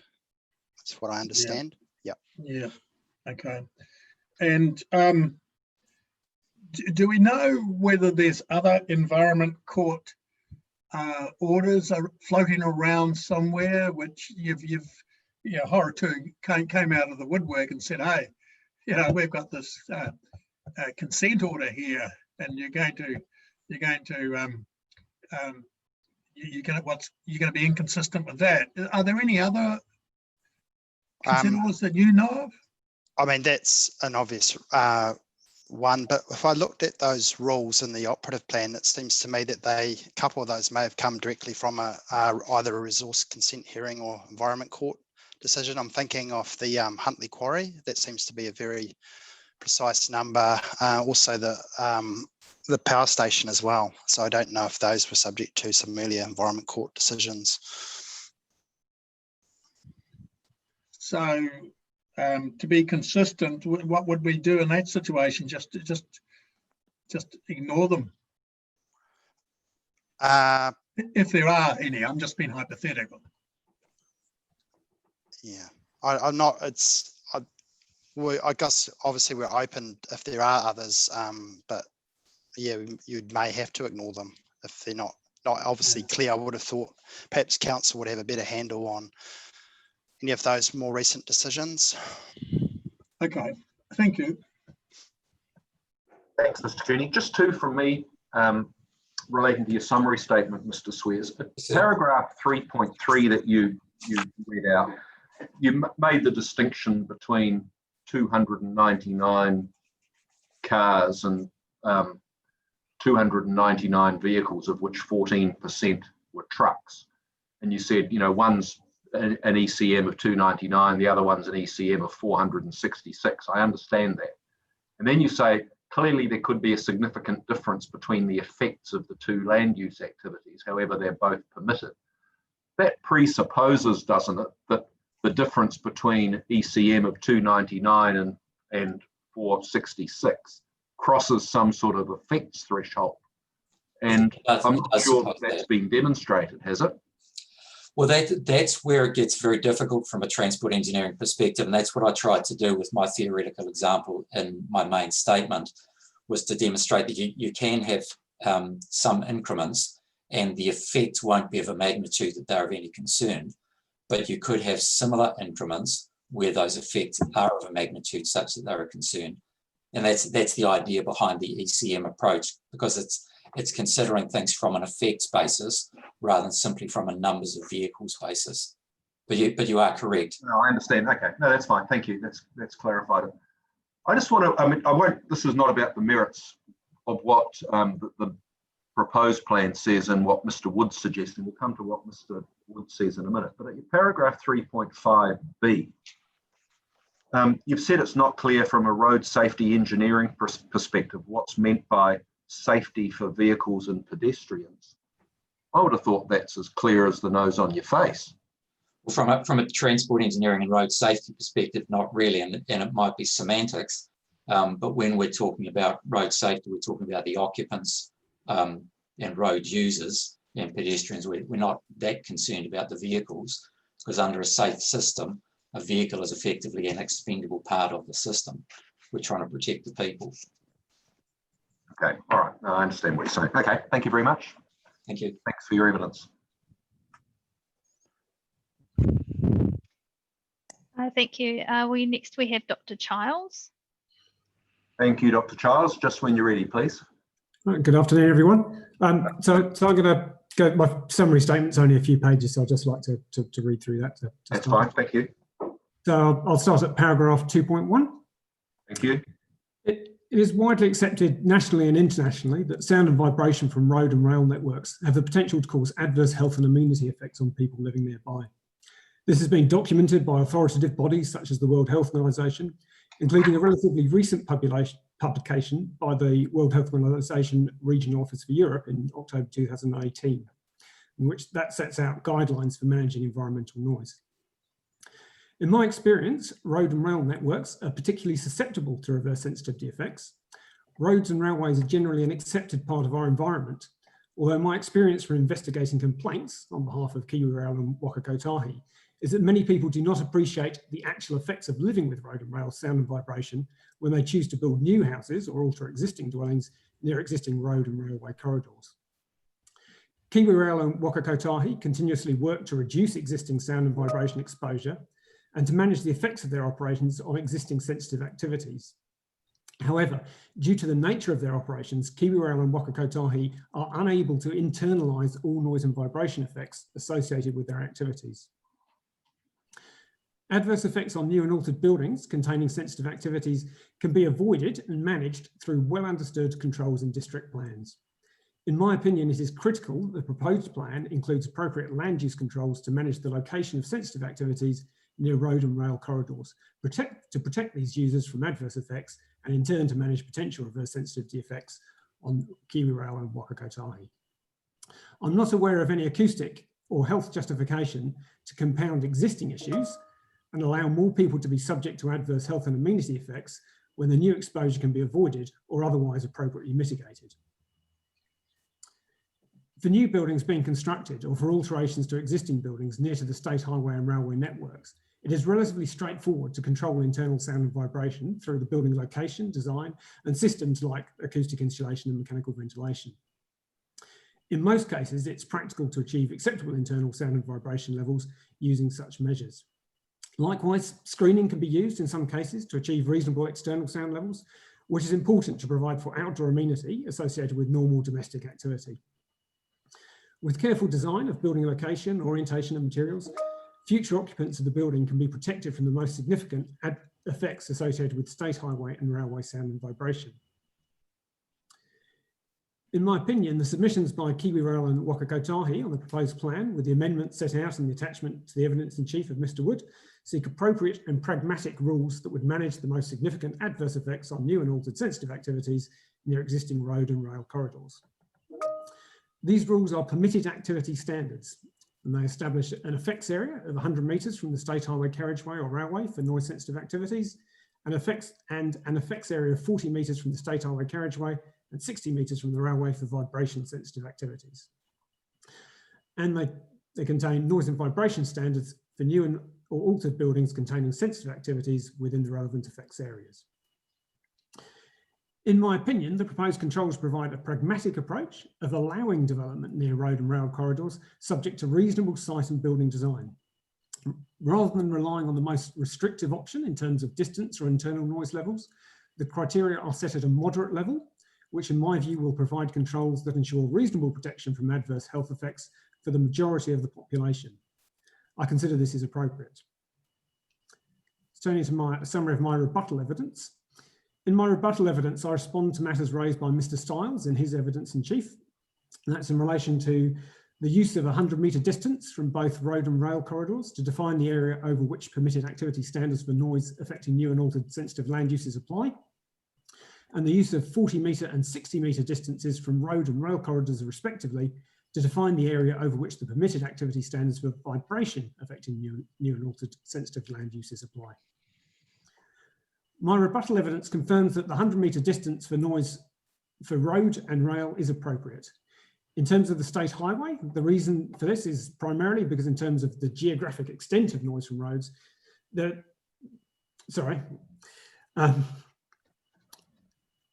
In terms of the geographic extent of noise from roads, there are numerous variables, and in my opinion, this is not practical to account for them all specifically in district plan rules. Paragraph 3.3. When implementing the proposed provisions within 100 metres of a rail corridor, a specified noise level is necessary to ensure that should the frequency or type of trains using the rail corridor change, any buildings containing sensitive activities in proximity to the corridor will be appropriately mitigated against any change in noise levels resulting from the change in operations on the corridor. My rebuttal evidence also confirms that the 40 and 60 metre distances for road and rail respectively are appropriate for vibration effects. My rebuttal confirms, in agreement with Mr. Stiles, that 60 metres is not an appropriate limit for road traffic, and thus recommended this be reduced to 40 metres, as outlined in my evidence in chief. And confirm that 40 metres is appropriate given the variability in vibration levels that from the state highway, which cannot be reliably predicted. In terms of rail, the 60 metre distance is an appropriate extent for rail vibration effects area, as it relates to the area where vibration levels above 0.3 millimetres per second are expected. And just finally, to comment on the Kaiangorora's rebuttal evidence. I've read the rebuttal evidence of Mr. Stickney on behalf of Kaiangorora, dated 6th of October. I confirm that my position set out in my primary statement of evidence and rebuttal statement of evidence, dated 6th of October, remains the same, subject to the additional comments as set out below. In paragraph 3.4a of his evidence, Mr. Stickney questions the meaning of the term notional boundary. In addition to being a standard term used throughout New Zealand in the context of noise limits, this is a defined term in the proposed plan and is included in the National Planning Standards definition standard. I'm unaware of any ambiguity or uncertainty in relation to the term notional boundary in the context of noise limits. Mr. Wood has addressed how the rules apply to alterations in his summary statement and suggested some additional wording. I agree with that wording. In paragraph 3.7 of his evidence, Mr. Stickney sets out his opinion that the noise and vibration provisions sought by Wakakotahi and Kiwi Rail are unduly complicated. I've provided advice to Wakakotahi and Kiwi Rail in association with similar rules in numerous other district plans. In those districts, it has been common for councils and submitters to seek alternative compliance pathways to avoid the need to engage acoustic specialists where practicable. Wakakotahi and Kiwi Rail have worked to develop alternative pathways to address such requests. In terms of managing noise and vibration effects arising from road and rail, the same outcomes could be achieved by simply specifying performance standards and not providing any alternative compliance pathways. While inclusion of the alternative compliance pathways does add another layer to these provisions, I'm not aware of it having any other downsides, and I consider that the additional drafting is appropriate to address the concerns raised by other plan users regarding compliance. In section 4 of his evidence, Mr. Stickney raises questions about the report by Acoustic Engineering Services attached to the section 32 assessment in Mr. Wood's evidence in chief. I oversaw that work by Acoustic Engineering Services on behalf of Wakakotahi. Previously, Wakakotahi has investigated costs of treating buildings based on indicative house designs. In 2013, Wakakotahi commissioned Becker and Marshall Day Acoustics to investigate costs based on typical house designs at different distances from roads. In response to questions about these costs, Wakakotahi more recently commissioned Acoustic Engineering Services in 2020 to review a sample of actual developments to estimate the costs of specific treatments. While numerous developments were reviewed, only a relatively small number were obtained that had sufficient information readily available to allow a robust estimation of costs. Mr. Stickney is correct that this sample does not cover every permutation of site development and alterations. In my opinion, it is simply not possible or practicable to provide costings for every situation in the manner suggested, particularly in the case of alterations. However, I'm satisfied that the Acoustic Engineering Services report illustrates a representative range of costs. So just turning to the section 42A report. I've read the revised section 42A report dated 13th of October and have the following comments. Mr. Mackey does not agree that noise sensitive activity provisions should be applied to the business zone. I still remain of the view as outlined in my evidence in chief and consider that the existing provisions relating to acoustic insulation in the business zone are inappropriate to control effects of both road and rail noise. Therefore, additional controls as proposed by Wakakotahi and Kiwi Rail are necessary for the business zone. Mr. Mackey does not agree with the outdoor noise rule as proposed by Wakakotahi for the reason that the alternatives relating to external road noise level or alternatively a 3-metre noise barrier should be subdivision options for achieving building platforms rather than contained within the noise rules. I acknowledge Mr. Mackey's reasoning for this, but note my position as set out in my evidence in chief remains unchanged.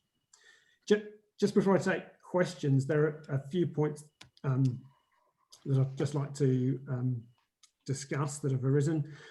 The first one is in relation to, there's the question of ports and airports and whether Wakakotahi's working to a different sort of regime to everyone else.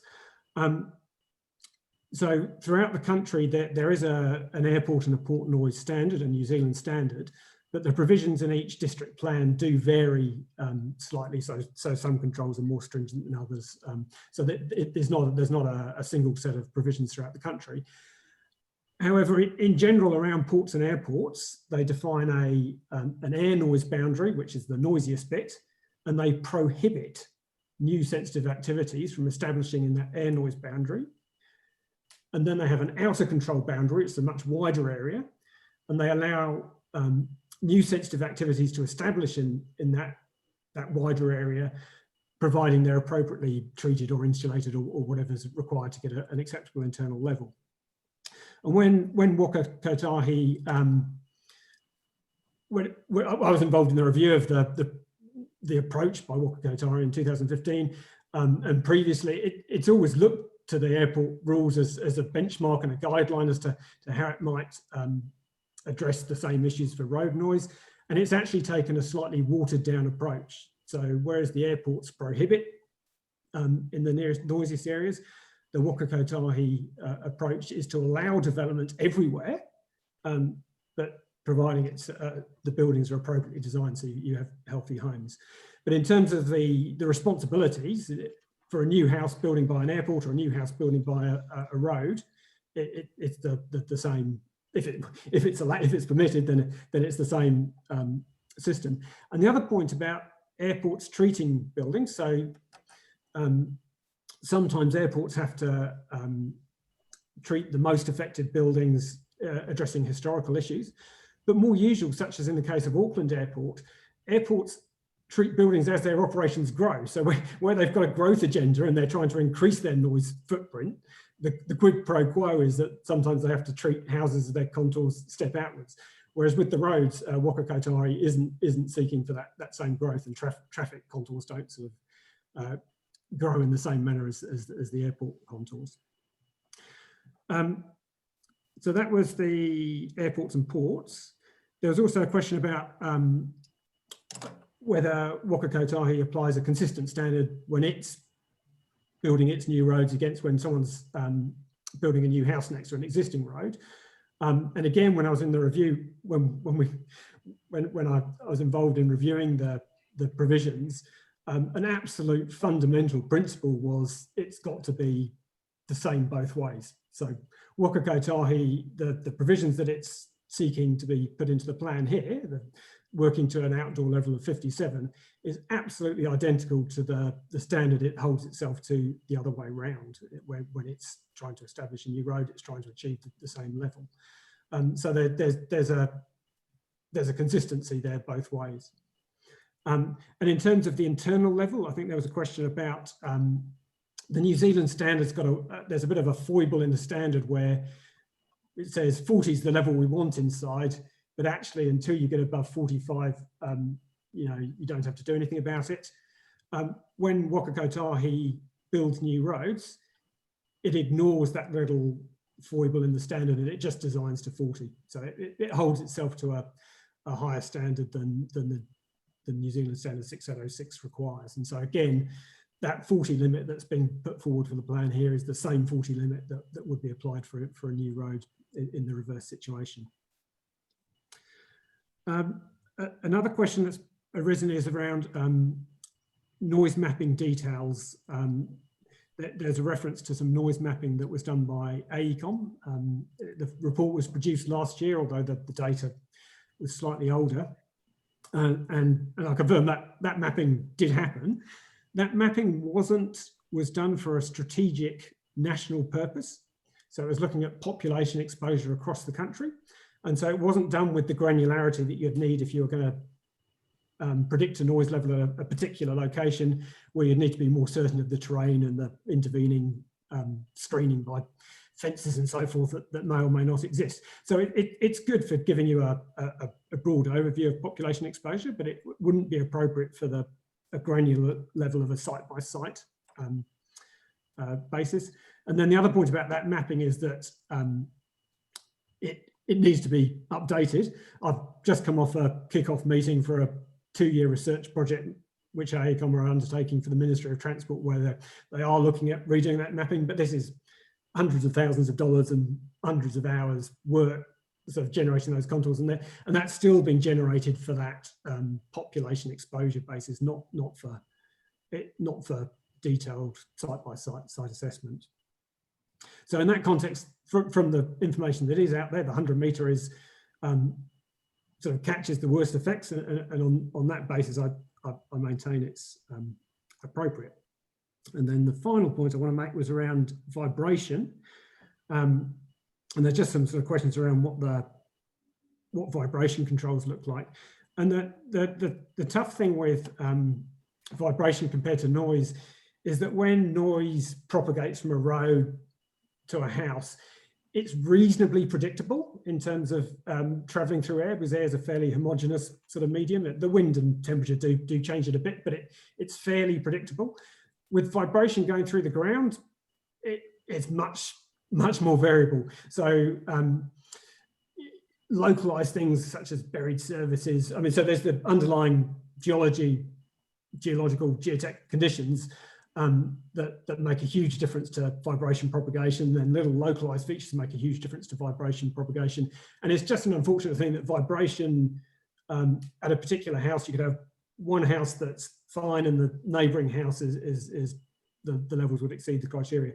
And so vibration is a tough issue to address because of that variability. The approach Wakakotahi used to take was, well, just when you get close to the highway, just don't build there, because we'll manage the effect by we'll have the installation further from the highway, but when you get close in, then just don't go there.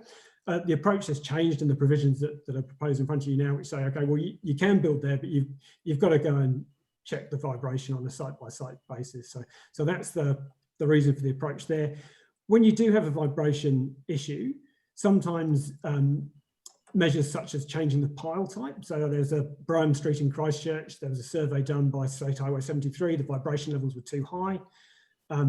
They did some test piles, and they found with a raft foundation, the vibration was too high, but if they use a piled foundation, they'd come in with reasonable levels. So sometimes there's an easy fix.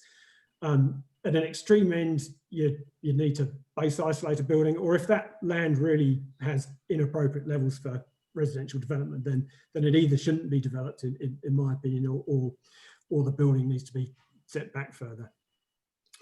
So that was all the points I'd like to make, but more than happy to answer any questions. Thanks, Dr. Charles. Let's see if there are any questions. Mr. Fulton? Yeah, just to help me visualise at 2.5a, you refer to what I'm trying to visualise is the 40 metre. You talk about the 100 metre, then you talk about a 40 metre setback from the highway. Whereabouts is that measurement actually taken from? Is it the edge of the highway? You don't take centre lines, you just take an edge of highway. Is that 40 metres from there? Yeah, in terms of the noise, so in terms of the noise and vibration effects, I work off the edge of the nearest traffic lane, because that's where the noise or vibration is generated from. Right. In some district plans around the country, the land use controls are measured from the designation boundary, because that provides an administratively easier measurement. But in terms of the technical effect, the physical effect, it's from the edge of the carriageway. Yeah, the designation could be pretty wide, couldn't it, and have a far greater effect.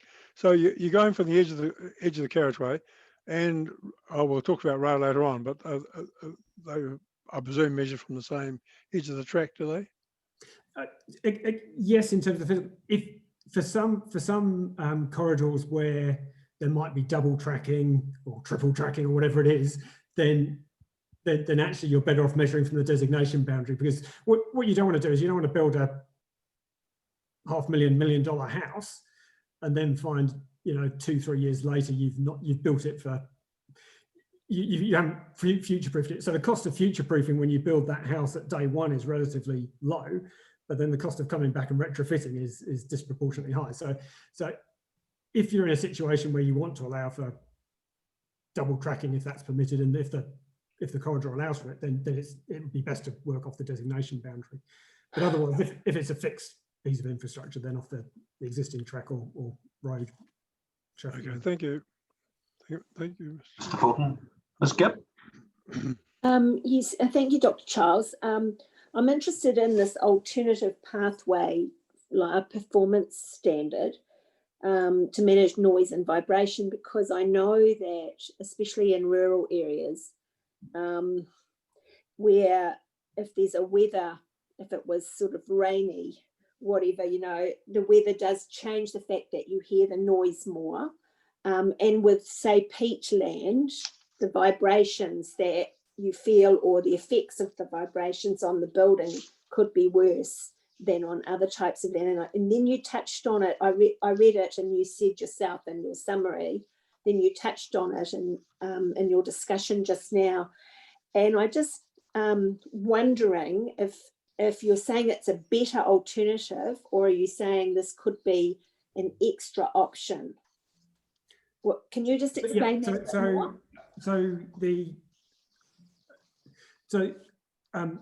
Wakakotahi always used to just say, look, we don't mind how you achieve it, achieve an internal noise level that's a healthy home for someone to live in, and achieve an acceptable vibration level where people aren't disturbed. And, you know, dear householder, you just go away and you might build yourself a big barrier, or you might insulate your house, whatever you do.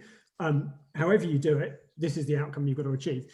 But I've lost count of how many different plans I've been through now, but each time we go through plans, people have questions along the lines you're asking about. Well, that means I've got to go and pay an acoustic specialist like myself to come and get involved. And in a lot of cases in rural areas where there is screening by the terrain, or and you're set slightly further back or so forth, then there isn't the need to have that specialist assessment. And so the alternative pathways, it's an either or. So you can either just go and do a specific design for against the performance standards, or you can use a line of sight test to show, look, I don't need to get the acoustic assessment because for this specific site, I can't see the road, and I'm far enough away that the noise levels will be within the criteria without doing it anymore. The points you made about weather affecting noise, then yep, that's absolutely right. Tends to be slightly further from the road. So most of it, within the 100 metres either side, at the extremes of the 100 metres, it will be noisier some days than others. As you get closer in, those weather effects slightly lesser. But when you calculate the noise, it's done on an annual average, and it assumes that it's for the slightly noisier day rather than the average day. So the design's done on a slightly conservative basis. And the other comment about the soils, yes, the Waikato, I mean, I think I referenced them over. There's one of the complaints was vibration. I think it's 300 meters from a rail track or something. So, but vibration propagation does vary significantly depending on the ground type. But within a particular ground type, again, it can still vary in the local area. So that's why that's why for the most effective ones, are site-specific assessments needed. Yeah, and we are concentrating with this on new builds as opposed to existing builds anyway. So there's, yes, correct. Yes. There's nothing proposed in the rules that requires any existing homeowner to do anything. So it's only if you go and create a new habitable space, if you alter your thing, if you convert your garage to turn it into a bedroom, or if you build a new house. Thank you. Ms. Tiaho?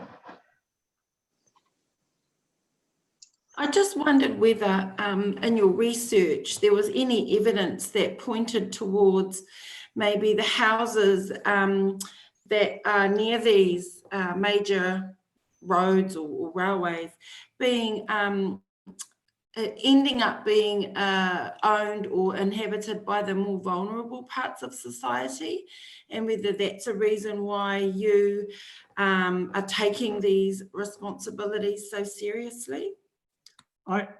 So unfortunately, I don't have I don't have objective data. So anecdotally, I think what you're saying is absolutely correct. And as I've been to more of these hearings than I care to remember, and people always say to me, "Oh, why do you need to do this? People can choose if someone chooses to live in a noisy area." But I think an awful lot of people in the society don't have that choice. And if you've got the cheap land, because it is cheap land that's sitting next to the North Island main trunk or State Highway 1, that's people who don't have freedom of choice as to where they build their homes. And there's talk in my evidence about reverse sensitivity, but it's all about healthy homes. It's the health effects on people. That's why we're here today. Thank you. Mr. Cooney. Yes, just on the extent of the problem in the Waikato, and I asked these questions earlier, but are you able to tell me what is the level of complaint from people who live close to railways and the expressway and state highways? So I apologise. I'm not able to tell you. So I'm an independent consultant now. I tend to get the curly ones that won't go away. So I do see complaints from the Waikato, but I don't have access to the database of those coming in. What I would say is that the issue is not about someone getting annoyed and complaining. The issue is about the health effects. So the World Health Organization evidence base, the number one effect is the cardiovascular disease, the heart conditions brought on by noise environments, and that's not a thing that's related to the complaint. So the issue that we're trying to address is not a I'm annoyed, I'm going to complain issue. Annoyance is in there as one of the health effects, but it's not driving this process. What I can say from personal experience, Jess, that I've been involved in numerous complaints in the Waikato sort of over the years, but I suspect when in previous evidence on other hearings, I've gone back and tried to compile complaints. It'll be sort of tens of complaints. It won't be hundreds of complaints that come through. So there's not huge volumes sort of each year come through. I'd just to add to that, I mean, I've checked through our files, and I wouldn't say there's a significant amount of complaints. If you looked at it nationally, you'd obviously see more built up urbanised areas like Auckland, where that interactions, those dwellings are a lot closer. I think just a new Hamilton district down, what we are seeing with the Hamilton section of the expressway, which has been built now, we are starting to get a level of complaint around the new subdivisions around Rotatuna, and that's around construction noise. But the feeling is, if you go out there, they are built quite close. Once that expressway is operational, there is a potential issue there. Okay, so throughout New Zealand, there's literally thousands of houses next to railways and state highways, isn't there? I can think in Tauranga, where I live, the railway line goes through the main residential area, and I can think of Hastings and all those places. And so what you're trying to do is capture those properties that have been there for many, many years, and saying, look, if you add on a habitable room, you've got to go to this, you've got to make sure you comply with these standards. and yet we don't know the level of complaints. And so I can understand your approach for new development greenfield areas, but for all these houses, it gets a little bit onerous, doesn't it, on them? So I think, I mean, the issue you point towards, absolutely. So we're dealing with a legacy situation that is not good.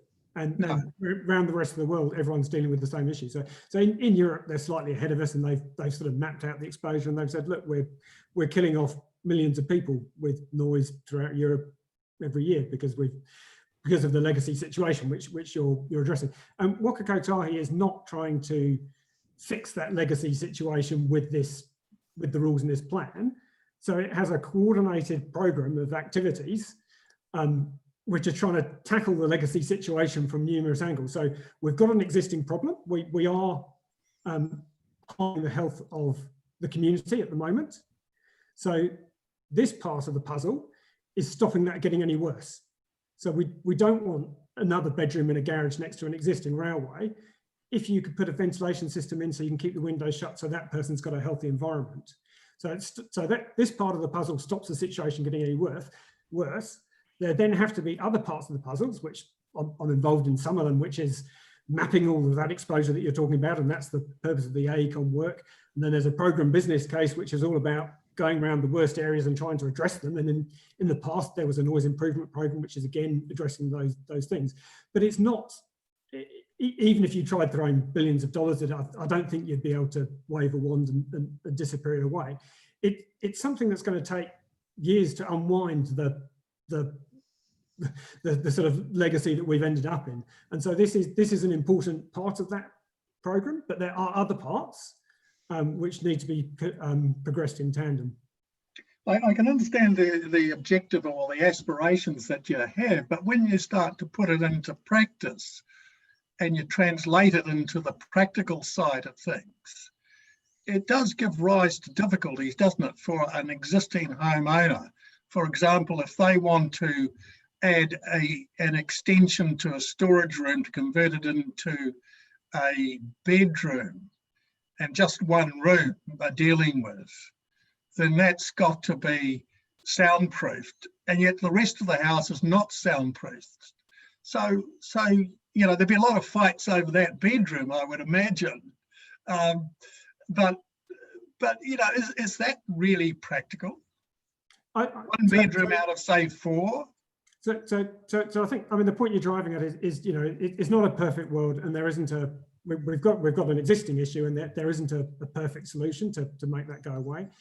In terms of trying to take a practical step, if you are doing works to convert a garage to a bedroom or whatever it is, then there's a whole load of costs. You've got to get building code compliance, whatever it is you're doing.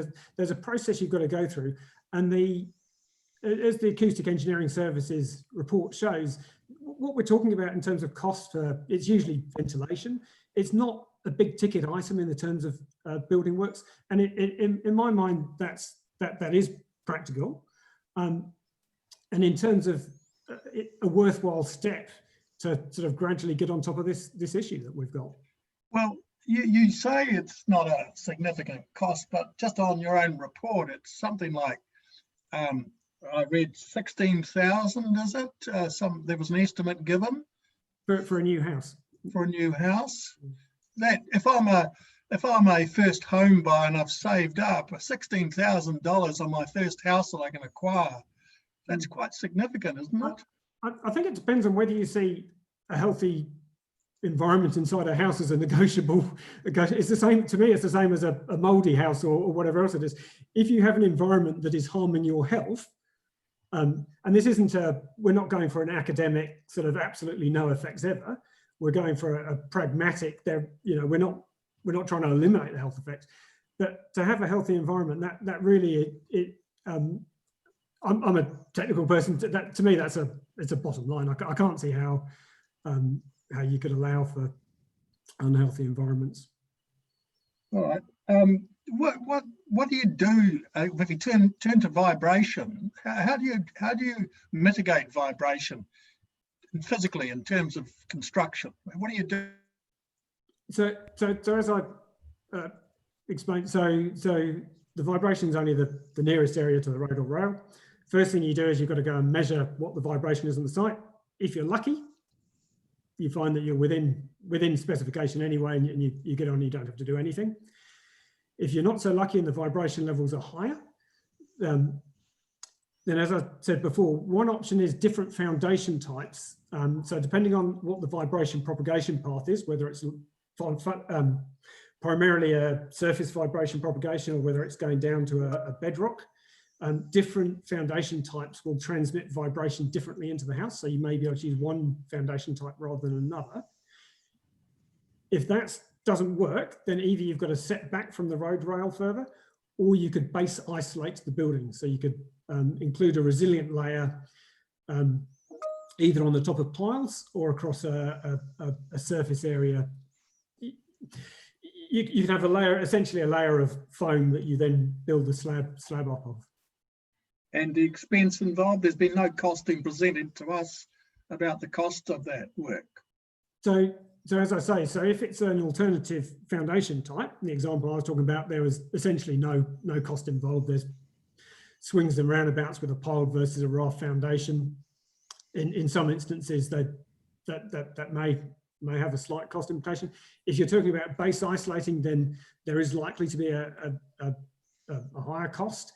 But in terms of providing cost information that's so site specific and it's so building specific that we couldn't actually give you a reasonable estimate. Like we did for the noise, the first attempt we had at doing costs, we said, okay, well, here's an indicative building design in an indicative site, and everyone's like, well, that doesn't mean anything. With the vibration would be sort of 2 steps behind that. So you couldn't. It's going to be a site-specific cost that may range from nothing and through to the sort of the base isolation options. Mm. The alternative, which always used to be promoted, was, well, just don't build that close to the road rail because it's or build your garages and your non-sensitive spaces.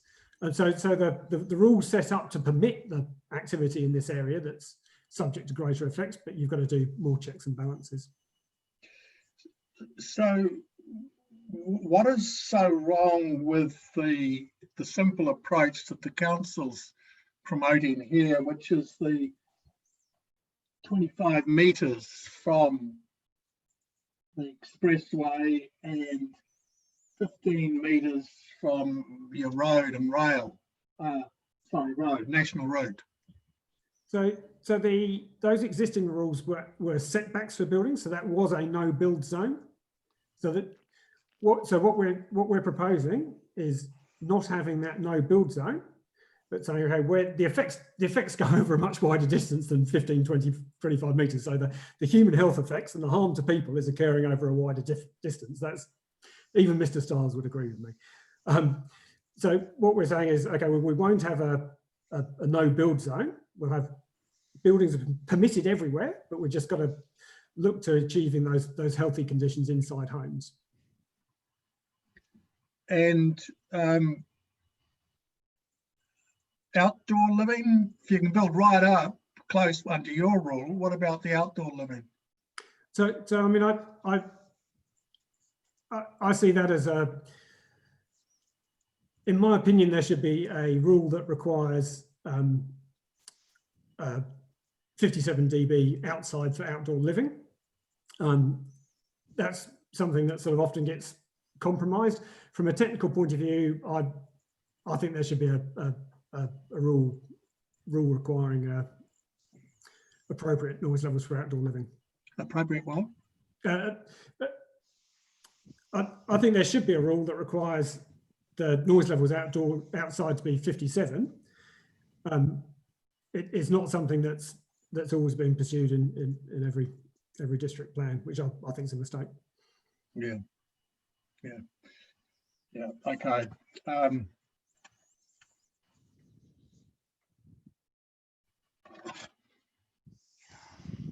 Just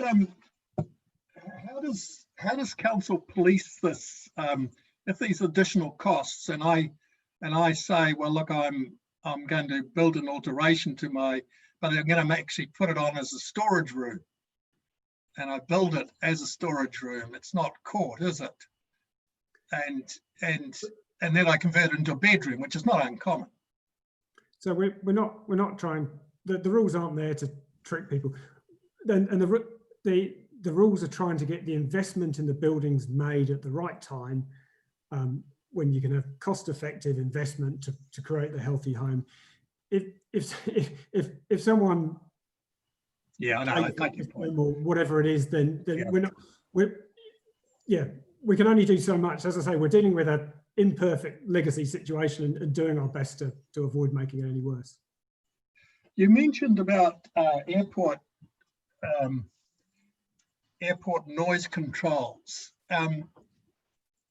I see in the operative, and I think under the proposed as well, for the Hamilton Airport, there was a method where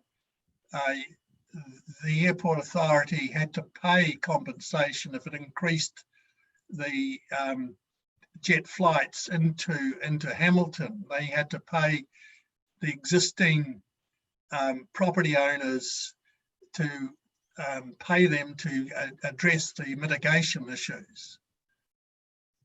Is that something you've looked at? So with the airports, you quite often get step changes in noise. So if you've got an existing house it was built into a certain environment, or it's been adapted over time to cope with certain environments, and the airport comes along and it changes its noise, it makes a step change in its noise environment, then if the exposure is high enough, then there's various provisions for some of the airports where they have to pay for insulation or ventilation of those additional houses that are now affected. With the roads, the change in noise from roads, it tends to be quite gradual over time. The change will be sort of, less than a dB or so over time, whereas with the airports, they can sort of step out quite quickly, particularly when they change aircraft types, such as introducing jets.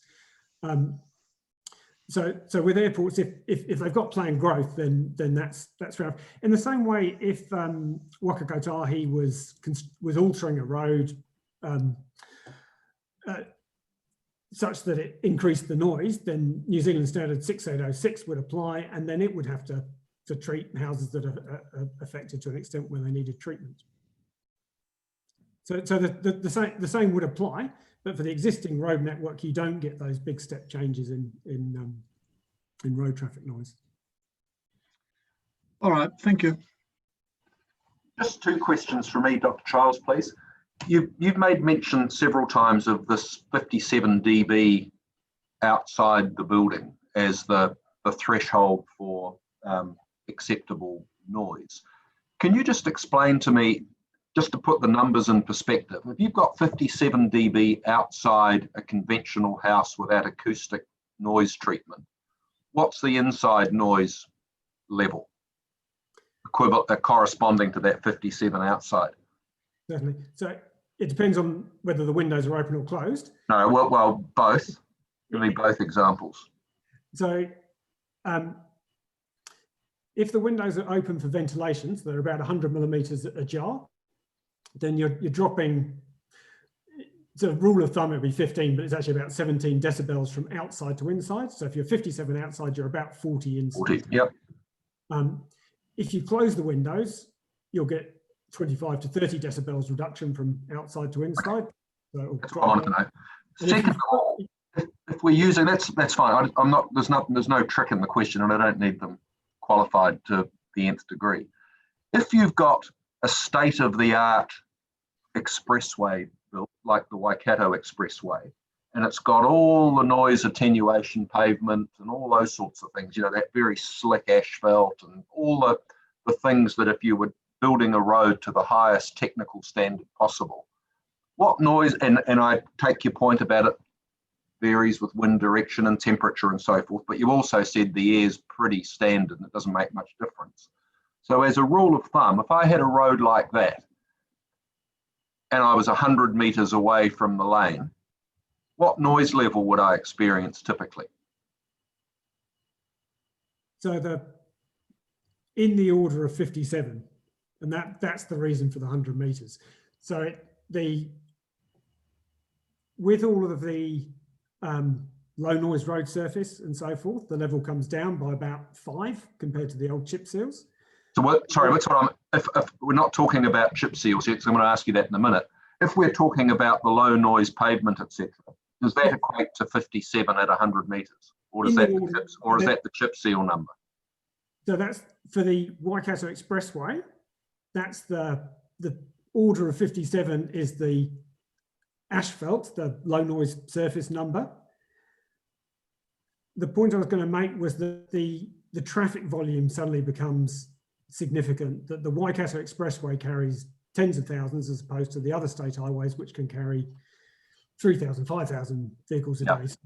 So a minor state highway with chip seal and fewer vehicles ends up with a similar sort of noise footprint to a Waikato Expressway with low noise road surface, but far more vehicles. Because it's averaged out over 24 hours. So it's noisier, but not for as long, effectively, because there's longer between cars. Yes. Well, between vehicle movements. All right, okay, I understand. Thank you. I haven't got any further questions. Thank you.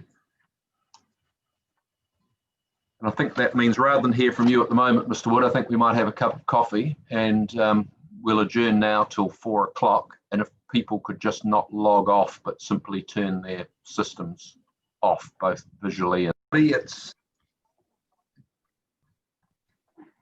Welcome back, everyone. It's 4 o'clock. We'll recommence. I think we're up to you, Mr. Wood. Is that right, Ms. Sheard? Yep. Thanks very much, Mr. Wood. So I propose just to go over some sections that have already been covered in the interests of time. So in terms of my summary statement, we've discussed our the regulatory obligations and functions, our social responsibility of Wakakotahi. The point I just want to re-emphasise in my evidence in chief is the role we play in managing noise effects and vibration, which is covered in 5.8 to 5.12 of my evidence in chief. The matters raised there include the things we undertake around low noise road surfacing, wider designations, bunding, noise bunding approaches, and acoustically treating dwellings. And that's the kind of approach we've taken with the new expressways in particular. Now I want to turn to paragraph 2.5, which is the section 42A report. I have read the revised section 42A report, and there are 3 outstanding matters which I comment on below. Number A, the report writer does not agree that the noise sensitive activity rule should apply to the business zone for the reasons that the business zone already has adequate acoustic insulation provisions. I remain of the view in my evidence in chief that the current rules are not adequate to address road traffic noise and vibration for reasons such as ambiguity around the internal design, sound level, and the lack of ventilation requirements. And I'm relying on evidence of Dr. Childs when I make that statement. From a planning point of view, I also note that within that business zone, there's no direct reference to that appendix in the current proposed plan around other sensitive activities. It only really relates, from what I can tell, to multi-unit developments, which is a point I captured in my evidence in chief. Point B, the author does not agree with the outdoor noise rule as proposed in my evidence in chief. I remain of the view that the outdoor noise rule as drafted should be included in the appendix. I do accept that in the case of subdivision, you do have the opportunity to capture a lot of the outdoor noise requirement, but there will be cases from time to time where subdivision doesn't occur. Point C, the author does not agree that objective 6.16 or policy 6.17 should specifically reference existing and planned infrastructure. I remain of the view in my evidence in chief that it would be beneficial to include existing and planned so as to be consistent with the Waikato Regional Policy Statement. And I've set out the additional words there in the next year 1. The reference I make as to why it is important to us is probably the parts of the network which aren't currently constructed, but we do have designations there, and State Highway 2 is the obvious example there for us. In terms of issues raised in Kaingaora's rebuttal evidence, 2.6, I have reviewed the rebuttal evidence of Mr.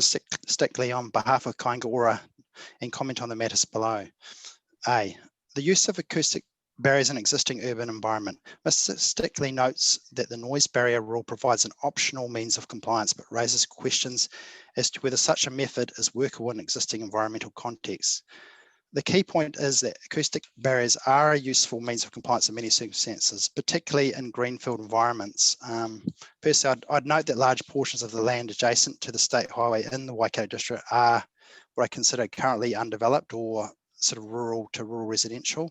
The Waikato context is very different compared to Auckland, where there's very little undeveloped land remaining next to the state highway, except on the peripheral of the urban area. B, the comment around notional boundary, Dr. Childs has already covered that. C, the meaning of the term alteration. Mr. Stickney queries whether this term refers only to external alterations. I've reconsidered this issue and agree that greater clarity is required. I consider that the proposed rule should be amended as set out to Annexure A of the statement to make it clearer that alterations should relate to the development of an additional new habitable room for a sensitive land use. This change would require a consequential amendment to the proposed plan to make it clear what is captured in the definition of a habitable room. A definition similar to the Hamilton City Council District Plan should be included in the plan as follows. And just the definition basically makes a distinction between those parts of the room which aren't sensitive, i.e. the bathroom, laundry, garage or storeroom. D, a 3 metre high noise wall could create amenity effects for the affected property and neighbours and may require additional resource consents. As noted above, the ability to use an acoustic barrier to achieve compliance with the noise rules is a useful tool in some circumstances, particularly for greenfield developments. I consider that the ability for a new development to be designed so that it's set back sufficiently from a noise wall, if that is the identified mitigation, to avoid the loss of sunlight and outdoor amenity is more achievable in the Waikato district due to the largely greenfield nature of the lots. While resource consent may be required for the installation of new structures on the boundary, I do not consider an unreasonable requirement given the potential health effects for sensitive land uses. The added point I'd like to make here is this is a compliance pathway, so the other option is earth bunding with vegetation on top. And if you're familiar with State Highway 1 heading out towards Tamahere, there is some developments there where bunding has been undertaken with vegetation. Point E, the proposed rules do not consider how activities and structures are arranged on site. In my view, the rules provide sufficient flexibility to provide alternative means of compliance depending on the circumstances and site layout. F, access across the state highway may be required to construct a noise wall and the maintenance costs are not clear. Wakakotahi has a process for entering into agreements with developers who are constructing noise walls on the boundary of the state highway, in which set out the arrangements for obtaining access and the ongoing cost maintenance. These are matters which do not need to be addressed in the plan. They're captured by what's called corridor access requests, typically. G, reference is made to the National Policy Statement on Urban Development and to the extent to which the proposed rules would detract from that document. In particular, Objective 3. Broadly, this objective seeks to enable more urban development in areas where certain criteria can be met, e.g. the areas well serviced by existing or planned public transport. In my view, and as stated in my evidence in chief, paragraph 5.25, the rules do not seek to exclude development. They provide applicants with a number of compliance pathways to meet the permitted standards. I would also note that any consideration of Objective 3 would need to be assessed against the outcome sought in Objective 1, which Mr. Stickney has also emphasised. This objective notes the need for urban environments to enable all people and communities to provide for their health and safety now and into the future. I consider that the proposed rules assist in meeting Objective 1 because they seek to protect sensitive activities from the harmful health effects of road noise and vibration. 2.7. In addition, Mr. Stickney raises concerns about the robustness of the Section 32 analysis attached to my evidence. I remain of the view that Section 32 analysis is considerably more comprehensive than the Section 32 analysis generally carried out for district plan reviews. While While the analysis does not specifically address alterations, in my view, this is reasonable given the different variables that may arise in relation to any alteration proposal. 2.8, Stephen Childs has covered much of this in terms of the methodology and what we were able to attain, so I won't go into that any further. 2.9, as noted above, I've attached a copy of the proposed rule set as Annexure A of the summary statement. This updated version does not change the substance of the rules as proposed in my evidence in chief, but makes the following changes. A, it clearly shows the changes requested by Wakakotahi marked up against the Section 42A report recommended provisions. The changes proposed by the Section 42A report have been accepted so that Wakakotahi's requested amendments are clearer. B, as noted, a clearer... Sorry to interrupt, Mr. Wood. Just to clarify, is that the Section 42A report or the Section 42A rebuttal report? I think the report, yeah. The original, so okay, so there may be some tweaks. Tweaks to that. Okay, no, that's fine. Just wanted to be clear. Thank you. Sorry to interrupt. Yes, okay. Point B, a clear definition of alteration, which I've captured, and C, the inclusion of a new definition of habitable room. Item 3, trip generation thresholds and ITAs. Wakakotahi proposes an approach to trip generation thresholds based on what the equivalent car movement is and what type of road, i.e. arterial, collector or local road, which the development uses for access. Where an activity does not comply with the relevant ECM, it will be a restricted discretionary activity and will require either a simple or broad ITA, again, depending on the ECMs. The requirement for simple and broad ITAs are included in advice notes. 3.2, the new ITA proposed rule allows for a simple weighted comparison to be undertaken depending on the magnitude and nature of the trip generation associated with any land use activity through the use of setting appropriate ECM limits for new land use activities. As mentioned by Mr. Swears in a summary, this approach is preferred to the trip generation rules in the notified version of the proposed plan, which does not adequately allow for the effects associated with heavy vehicles. And so 3.3, Wakakotahi as an operator of the state highway network strongly supports the inclusion of ITAs within district plans because they enable us to consider the proposed impact of a development on the transport system and the effectiveness of any mitigation measures that are proposed to address adverse impacts and or opportunities to achieve wider transport outcomes such as road safety and mode shift consistent with council and government priorities. And item B, ITAs cover a range of initiatives to mitigate effects by influence behaviour change, including opportunities for walking, cycling, new technology, parking, or an alternative land use approach if considered necessary. This could be in cases where the operating performance of the network is poor. In terms of the Section 48 report, the Section 42A writer recommended rejecting Wakakotahi's submission for the reason that an ITA is only a suitable requirement for a more comprehensive review for a larger development. This position appears to be unchanged in the revised Section 42 report.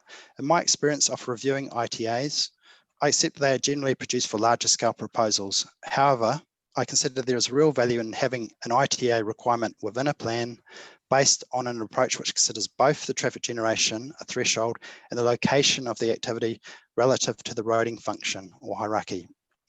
As explained by Mr. Swears in his evidence in chief, on which I rely, even smaller scale proposals can generate traffic at levels that can cause adverse transport effects if they are reliant on a higher volume road like a regional, arterial or state highway to service their development.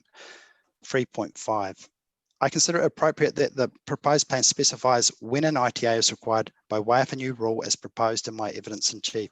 In order to address issues raised in rebuttal evidence, I have refined and updated the rule and provided a refined version in Appendix B of the summary statement. 3.6. The new rule is based on a combination of the Thames, Coromandel and Waipa district plan provisions and the New Zealand Transport Agency's guidance for ITAs. I consider that this rule provides an appropriate way to ensure that sufficient information is provided to the council in relation to the transportation effects of new development. 3.7. From an integrated land transport perspective, I also consider that this rule would assist with ensuring that land use and its impacts on the roading hierarchy and vice versa are considered more fully in land use applications in line with policy 6.5.3 and method 6.3.1 of the proposed plan. Issues raised in Ports of Auckland's rebuttal evidence. 3.8. I have reviewed the rebuttal evidence of Mr. Arbanot on behalf of Ports of Auckland. In response to Mr. Arbanot's concerns that the rule attached to my evidence in chief is unclear, as mentioned above, attached to my evidence as Appendix in Extra B is an updated rule which I consider clarifies the concerns outlined by Mr. Arbanot as follows. A, the rule was redrafted and informed to fit the format for permitted and restricted discretionary activities in the proposed plan. B, the notes explain how the ECM and trip generation rates are calculated. And C, the notes refer the reader to the information requirements for simple and broad ITAs, which are to be included in Appendix 3.8. Just, I guess in 3.10, we've mentioned this earlier, that we're quite willing to accept exception to the Horatu Industrial Precinct and any other areas that may be identified by council staff, which we're not currently aware of at the current time. 3.11, the existing Section 32 process already contains analysis of the objectives of policies in the proposed plan relating to traffic effects from new development and the notified trip generation rule. The Section 32 analysis considers both the option of no trip generation and the notified version. The report notes that the benefits of the trip generation rule are that it would provide for small to medium development in terms of traffic generation. This will enable residential and those smaller businesses to establish without the need for traffic management plans and resource consents. In terms of costs, the Section 32 analysis notes that a trip generation rule could limit the size of commercial operations due to trip generation limits. I consider that similar costs and benefits apply to the rules proposed by Wakakotahi. And just probably the point I would add here is the ITA, well, what we're proposing is not seeking absolute caps. It's really an information requirement. In my experience of ITAs, they don't, we don't typically say you need to cap your development, you can't exceed that. What typically happens is where it may inform a plan change, for example, or a resource consent to say when certain mitigation is required at certain traffic thresholds. That's been my experience of how ITAs are, I guess, used. In my view, Wakakotahi's rules provide the correct balance between ensuring that small-scale development that results in no adverse effects can proceed without the need for unnecessary resource consents, ensuring that development that accesses roads higher in the road hierarchy and or is off scale that may generate adverse traffic effects is appropriately addressed. Mr. Arbanot has raised concerns that no evidence has been provided by Wakakotahi as to why the existing rule framework under the proposed plan for assessing traffic effects from a development is deficient, or why such a level of prescription is required for assessing traffic effects. As outlined by Mr. Swears in his evidence in chief, the rules in the proposed plan do not go far enough to prevent adverse traffic effects. In particular, cumulative effects were a relatively small increase in traffic volume from a new land use may result in a significant adverse effect if the underlying traffic volumes have been gradually increased from other land use. That's my summary statement. Thank you, Mr. Wood. Do you want to just quickly run us through your annexures and point anything sure. out there that's particularly pertinent? I mean, over to you, but that might be helpful. I think of the noise, it's all been well canvassed in terms of what we're seeking. There's additional outdoor noise rule, clarifying that where the 100 metres is to be measured from. Those are kind of the main points. The vibration rule. In terms of the new traffic rule, I guess we had previously set it out in a table format, which we probably thought that might be a bit confusing. So we've set it out as kind of how the proposed plan is, and we've also tried to link it back to the table 14.12.5.13 in the plan, which relates to indicative traffic generation rates. So linking it in with that table. I think those probably in the main, the other points are probably in my evidence in chief about setting out the kind of things we'd expect to see in an ITA for a simple or a broad ITA, which from my experience of assessing them, if you've got clear guidance, it's just so helpful for not the Section 92 requests or just asking for further information if all parties are clear of what's really required at the outset. That's me. That's great. Thank you very much. Let's just see if there's any questions. Mr. Fulton.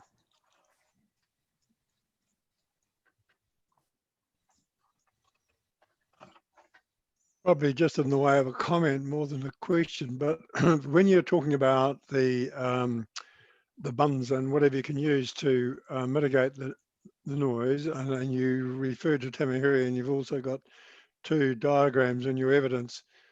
It's interesting to note, because I live out that way, opposite Bollard Road there, is you've got a variation of 3 properties. One's done a very, very good job, one's done a mediocre job, and the other one's done a shocking job of just mitigating the same noise from various same houses, the same distance away. So I know you've got no control over it, but it's just a point that I need to make, because I think it does leave a pretty ugly eyesight on a road that doesn't need to be as bad as that if it was done in a constructive way. Is that the ones outdoors Tamahiri, did you say? Straight opposite Bollard Road and Cherry Lane. Yeah, no, I agree. I think I was actually thinking the same thought this morning on the way to work, but I don't know the conditions of the consent and what was required. Certainly 2 of those bunds look quite good, and I think one of them is less so. Oh, it's shocking. Yeah, might as well better not be there. But anyway, no, that the rest of the mitigating work along there is done very well, I think. Thanks. No other questions. Yeah. Thanks, Mr. Fulton. Ms. Gibb. No, I don't have a question, just a comment on the habitable room, and I understand your point about clarity. So I think that the habitable room definition does make it clear. Thank you. So just in that, because we weren't party to the definitions chapter hearing, and I think there might have been a definition around habitable rooms canvassed through that. So I'm not sure how this sits with that, but that would probably need to be checked. Yes, I've forgotten what that is. So yes, will need to be checked. Thank you. Thank you. Ms. Keaho. No, thanks, Mr. Wood. Thank you very much. Thank you. Mr. Cooney. No, I've asked all my questions with Mr. Charles, so thank you. Just a couple from me, just again by way of context. What's the typical edge-to-edge width of a 2-lane each way expressway? You know, what's the?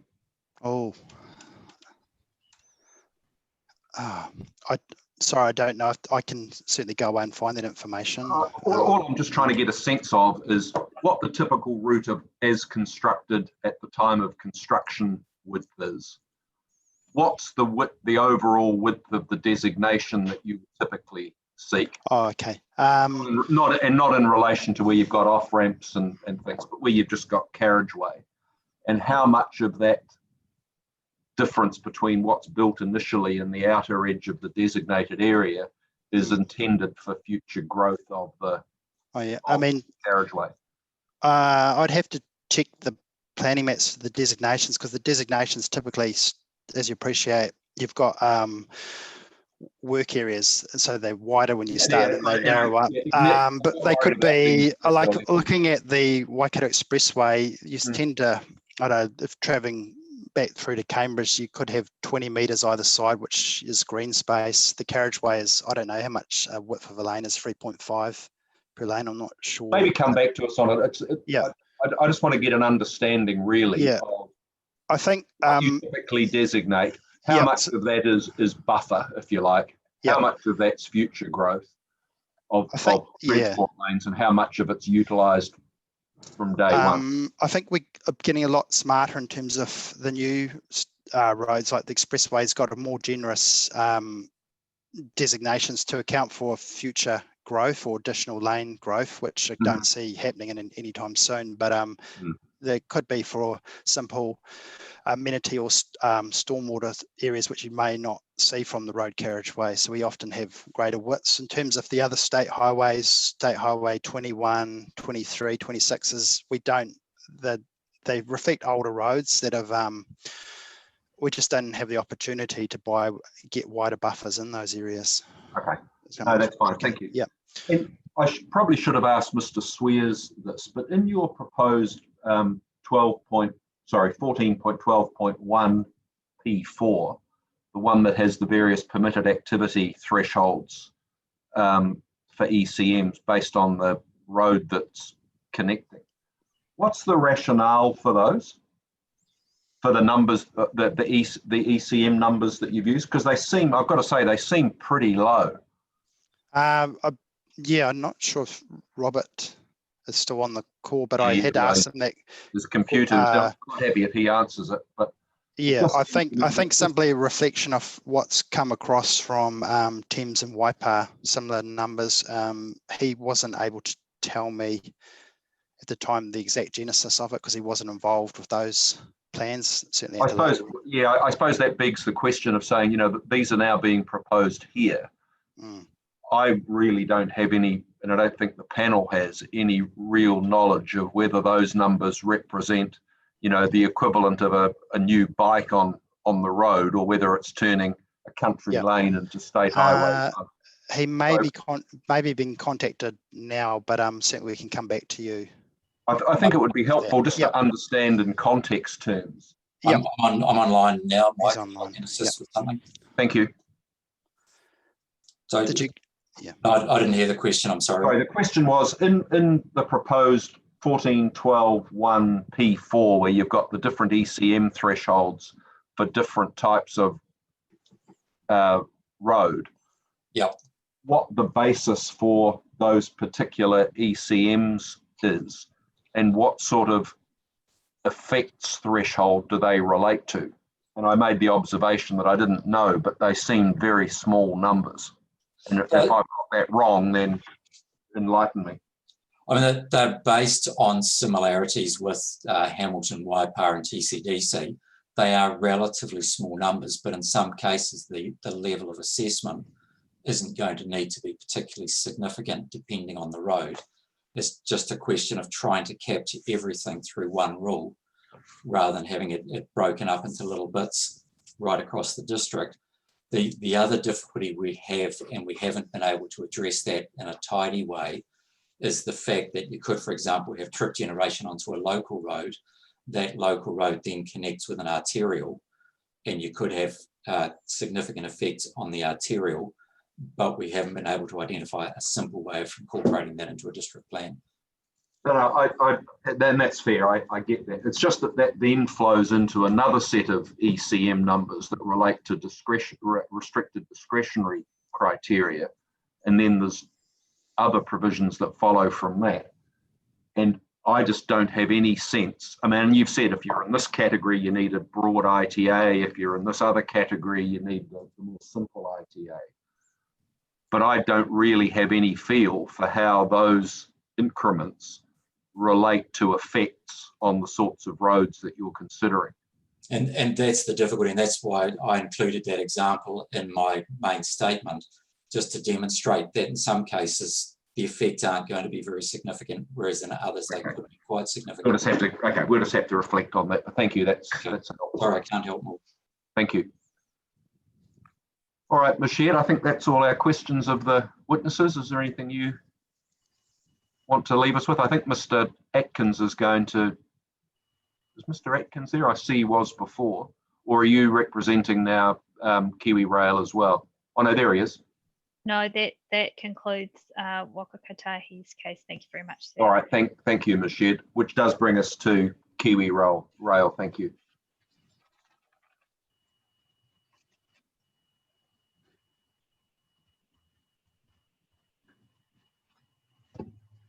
And just when you're ready, thanks, folks from Kiwi Rail. Can you hear us now? Can now, thank you. Apologies, I'd unmuted one, but not the other microphone, so we're now all systems. All right, we'll let you off this time. Mr. Atkins, Counsel for Kiwi Rail Holdings Limited, joined by Ms. Butler, who is the Senior RMA Advisor at Kiwi Rail. Thank you. Who'll be providing a summary of her evidence and will be available to answer any questions that you may have. The panel has already heard from Dr. Childs and his joint evidence on behalf of Kiwi Rail and Wakakotahi in terms of the acoustic justifications for the proposed noise and vibration provisions that are sought. In the interest of time, just conscious that it's almost 4:30, and on the understanding that my legal submissions are taken as read, I propose to just hand over to Ms. Butler so that she can present her evidence, and then we can, either myself, Ms. Butler, or Dr. Charles can answer any questions that. All right, no, that's fine. Very good. Thank you, Ms. Butler. Just when you're ready. Thank you. I'll do a summary of my summary statement of evidence. Thank you. Brevity. So I'm Pam Butler. I'm a senior RMA advisor at Kiwi Rail, and we have provided evidence on various matters to do with the district plan, and have provided the evidence in chief and also a summary statement. Just looking at the summary statement, if we go to point 2.2, there have been some points raised about the level of work that Kiwi Rail achieves within its railway corridor. Kiwi Rail is mindful of its neighbours and aware of its RMA obligations. However, the rail corridor is slightly different from a state highway, where it can be challenging to address or internalise effects of rail noise and vibration. Generally speaking, our corridors are about 20 metres wide, and they tend to wind through settlements and inner city areas due to the heritage and the legacy infrastructure that the rail represents. We've found that in terms of noise complaints, in my evidence in chief, we have found that with increasing rail activity in more developed urban areas, then the noise complaints that we receive increase. So as we're seeing a general change, and particularly in the Waikato, where you're going to have more intensification and development occurring around the existing railway line, we would anticipate that those complaints will similarly increase. At 2.3, my evidence in chief set out the new provisions relating to noise and vibration that Kiwi Rail sought to be included into the proposed plan. Those provisions mirror those of Wakakotahi. There are some nuances between the two. And I'd note at 2.4 that the council officer has recommended that Kiwi Rail's submission be accepted in part, and those provisions added to the residential, rural and country living and village zones. However, as highlighted in the Wakakotahi evidence and by Mike Wood, Kiwi Rail agrees with the council officer's view that in relation to the industrial heavy and reserve zones that the provisions are not necessary, but doesn't support the council officer's recommendations regarding the applicability of the control in the business and business town centre zones. In my view, the requirements and standards included in those zones, and as also covered by Dr. Stephen Charles in his evidence, are not sufficient to manage the adverse effects associated with rail and rail noise and vibration.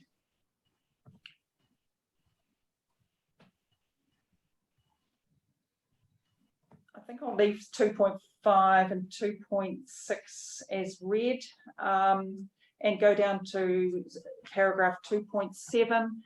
Kiwi Rail had a submission in relation to policy 6.1.7.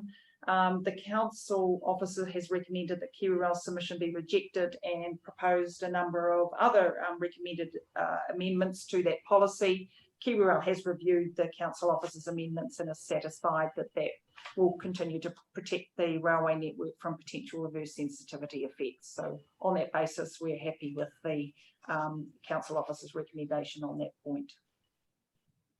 At 2.9, Kiwi Rail also submitted to seek amendments to some of the permitted activity standards relating to earthworks associated with infrastructure within landscape and natural character areas, and areas of outstanding natural features or outstanding natural landscape. The council officer recommends that Kiwi Rail's submission be rejected on those points.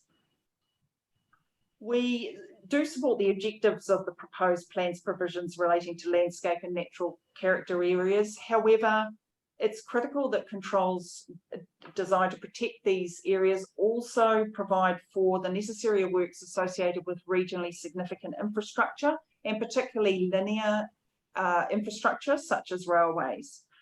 As notified, the rules that 14.3.1.33b and Rule 14.3133 C to E will restrict KiwiRail's ability to carry out these works, which are essential for the safe and efficient operation of the railway network.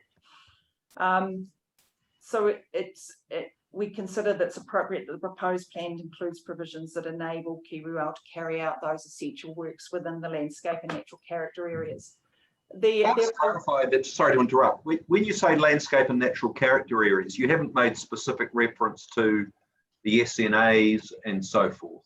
Is that deliberate, or are you satisfied that they're already appropriate? I'll just have to turn to, excuse me for one moment, I'll turn to the plan provisions. Oh, okay. I might turn over to Mr. Atkins to answer that one. In terms of your question, sir, the only of the landscape and natural character areas provided under the district plan, only one of the outstanding natural features, which is the Whangamurino wetland overlay, actually applies over the railway network. So that's the only one that KiwiRail would be concerned with. Thank you. Thank you. The reason being that it's a reasonably limited amount of works that can happen in that particular area, and with linear infrastructure, you want to be able to get in and maintain the length of the corridor or the areas that are vulnerable as soon as you can, to avoid further potential failure of the network within those particular areas. So that's the basis for that submission. Turning to section 3, just a couple of points in relation to rebuttal evidence. At 3.2, I support the council officer's conclusion regarding the appropriateness of the provisions sought by KiwiRail and Wakakotahi to manage noise and vibration effects, including the amendments proposed by Dr. Charles as primary evidence. However, just making that point again, that we think that that should be extended to the business and business town centre zones. And turning to section 3.4 of the summary report, in terms of the Kaingaora rebuttal evidence, in his rebuttal, Mr. Stickney raises concerns regarding the ambiguity of the term alteration in the context of outdoor noise sought by Wakakotahi for new buildings or alterations to existing buildings. Although KiwiRail isn't seeking the same outdoor noise control, the controls relating to internal noise levels sought by both parties it also apply to alterations to existing buildings containing sensitive activities. KiwiRail does agree to the scope of the term alteration being refined to further clarify which alterations are being captured. And there has been some discussion on those particular items through the Wakakotahi evidence.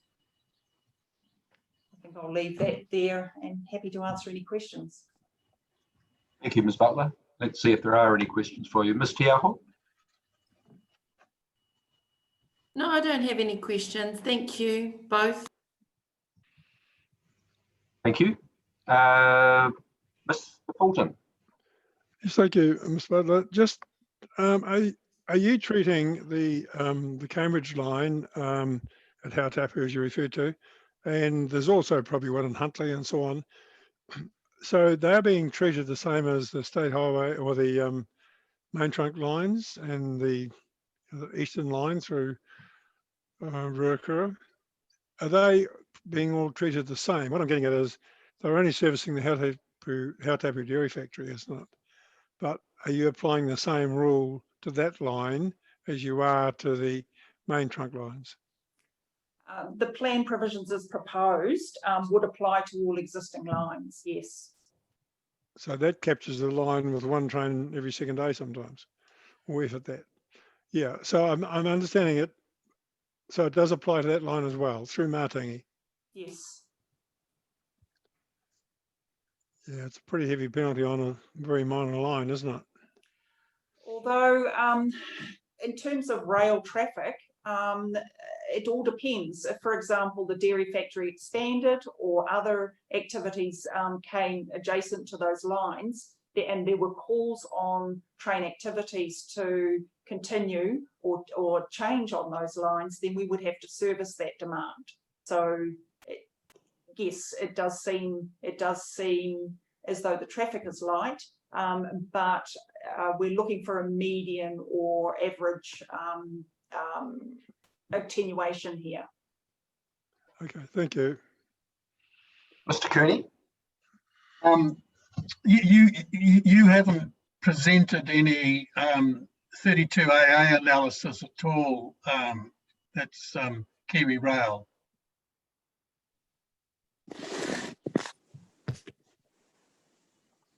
No, we haven't. We haven't done our own separate Section 32 analysis on the noise and vibration provisions. However, we're intending to work with Wakakotahi to potentially build on that work that has already been completed. But no, we are relying on the analysis that has been provided in the Section 42A report. That's what you're relying on. 42A the report. Legal submissions, I don't know whether Mr. Atkins wants to comment on this. The legal submissions also cover that point as well. Yes, in terms of the cost benefit analysis and the actual quantification of that, the Section 32 report that's been prepared by Wakakotahi in terms of the costings of the acoustic mitigation measures, because the actual, while rail noise and vibration differs from road noise and vibration, some of the distances might be different for the two types of noise and vibration. The actual measures that will be put in place to mitigate those effects and plan provisions themselves and the impacts in terms of costs are largely similar. So the analysis provided there would translate across because we are seeking those similar sets of provisions. And in terms of the Section 32 analysis more broadly, as Ms. Butler highlighted, I do, in my legal submissions, address some of the other components of Section 32 of the Resource Management Act. So as you'll appreciate, the key requirement there when looking at rules and district plan is whether they are the most appropriate way to achieve the objectives of that plan. And there are a number of objectives in the proposed plan that specifically seek to manage noise and vibration effects from the operation of transport infrastructure, in terms of avoiding, remedying, or mitigating those effects on neighbouring land uses, as well as protecting those transport networks from potential reverse sensitivity effects. In terms of being the most appropriate way to give effect to those objectives, there are a range of considerations set out in Section 32, one of which is assessing the benefits and costs. But another is also assessing the efficiency and effectiveness of the provisions in achieving those objectives. And as I've set out in paragraphs 2.25 to 2.38 or 37 rather of my legal submissions, it is our submission that Kiwi Rail's and Wakakotahi's relief in terms of having these provisions apply in the zones that we are seeking is the most efficient and effective way to give effect to the relevant objectives of the proposed plan when assessed against other reasonably practical alternatives, which might include maintaining the provisions that were provided in the notified version of the plan, which have been discussed earlier today, which had some of the sort of setback requirements, some existing acoustic controls, but not specifically tailored to rail noise and vibration, and also non-complying activity status with some sensitive activities in certain zones. It is our submission that while there could be more efficiencies arguably achieved through having fewer controls, in the sense that there would be less obligation on land users and achieving compliance, potentially less resource expended by the council in determining compliance, that potential efficiency does not outweigh the reduction or loss of effectiveness in the provisions in terms of actually protecting people from the adverse noise and vibration effects. And that's in two ways. One, if there are fewer controls, then there'll be fewer people protected, i.e. more people are going to be exposed to these adverse effects, which Dr. Charles has discussed at length in his evidence in terms of why these are effects that should not be allowed to occur. But also, if we have controls that aren't specifically designed to avoid, remedy, or mitigate the particular rail related or road related noise and vibration effects, then even if there are controls in place, those won't be doing the job as well as the specifically tailored and carefully thought out provisions that QRail and Wakakotahi are seeking. Well, if you look at your paragraph 2.2, Mr. Atkins, you say that it's to achieve the objectives of the relevant plan. It actually doesn't say that though, does it? It doesn't, if you look at section 32(1)(b), it refers to the objectives of what is proposed rather than the plan stated objectives. But in terms of what is proposed, it is the proposed plan that's the proposal that the objectives refer to. In terms of determining the appropriateness of other provisions against other considerations more broadly, i.e. against the purpose of the Resource Management Act, that's where the objectives of this proposed plan would be assessed. So our submission is that the analysis under section 32 is necessarily coloured by looking at the relevant objectives of the proposed plan, which these rules are required to implement and give effect to under the RMA, and determining whether those are in fact the most appropriate way when assessed against reasonably practical alternatives, looking at their efficiency and their effectiveness, and assessing the benefits and costs of the different options. Well, you know, that's what you're saying seems to me to be very generalized, and yet we haven't got any costing as to how you treat vibration in any alteration to an existing house, for example. So, you know, how do we make a proper comparison? And we've heard evidence that something like 2,700 houses along, I think that was the figure somewhere, and that was what given to us by a third party, will be potentially affected by this. So don't you need to be more quantitative than just the broad approach? Well, in terms of the vibration point, I'd have to defer to the evidence of Dr. Charles in terms of the practicability of actually estimating the cost when it is a very site-specific matter.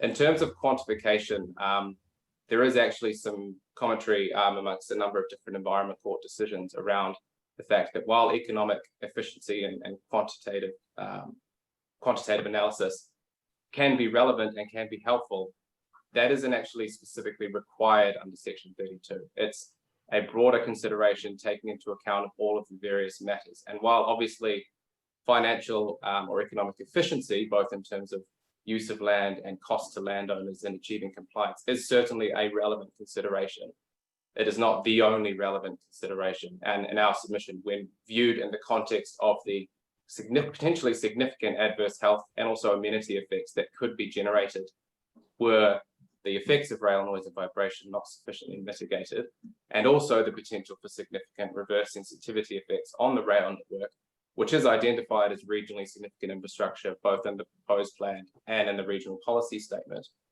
When those things are considered in a more holistic and contextual analysis, on the balance, the provisions that are proposed by QRail are the most appropriate way to give effect to those provisions. But I will concede that there hasn't been the level of quantitative analysis for the QRail specific provisions. But as Ms. Butler mentioned earlier, and as I elaborated upon, the actual costings in terms of achieving compliance with the provisions that have been provided by Wakakotahi will effectively be the same as for QRail, because the standards in terms of internal noise levels, the options available are the same.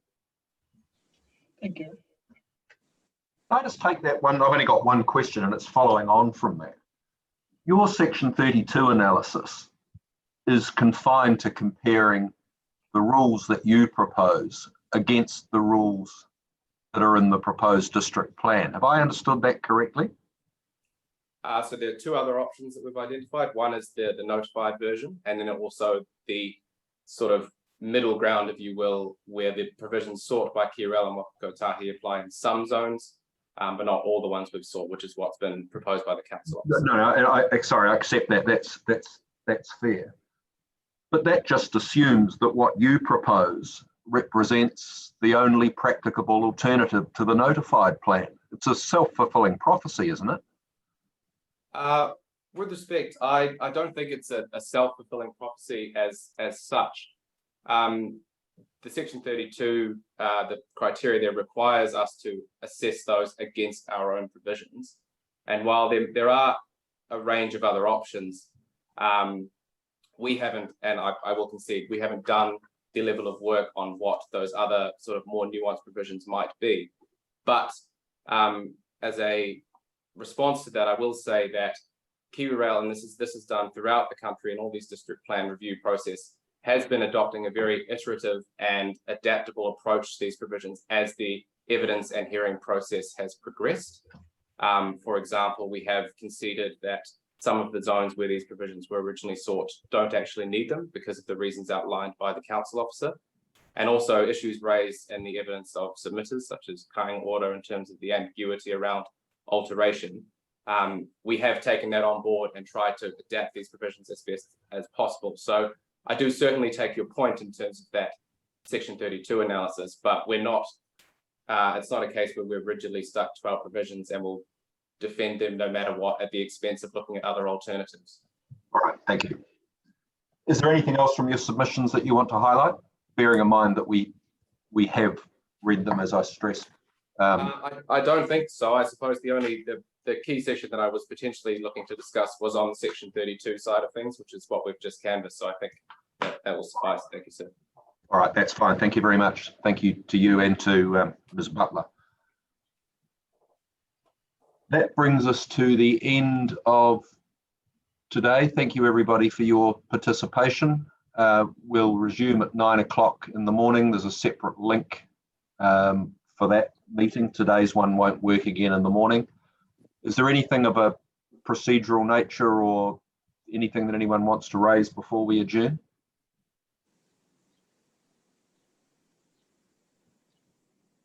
Given that it appears not, we will adjourn now until 9 o'clock in the morning, and we'll see you all then. If the panel could just hang fire for 5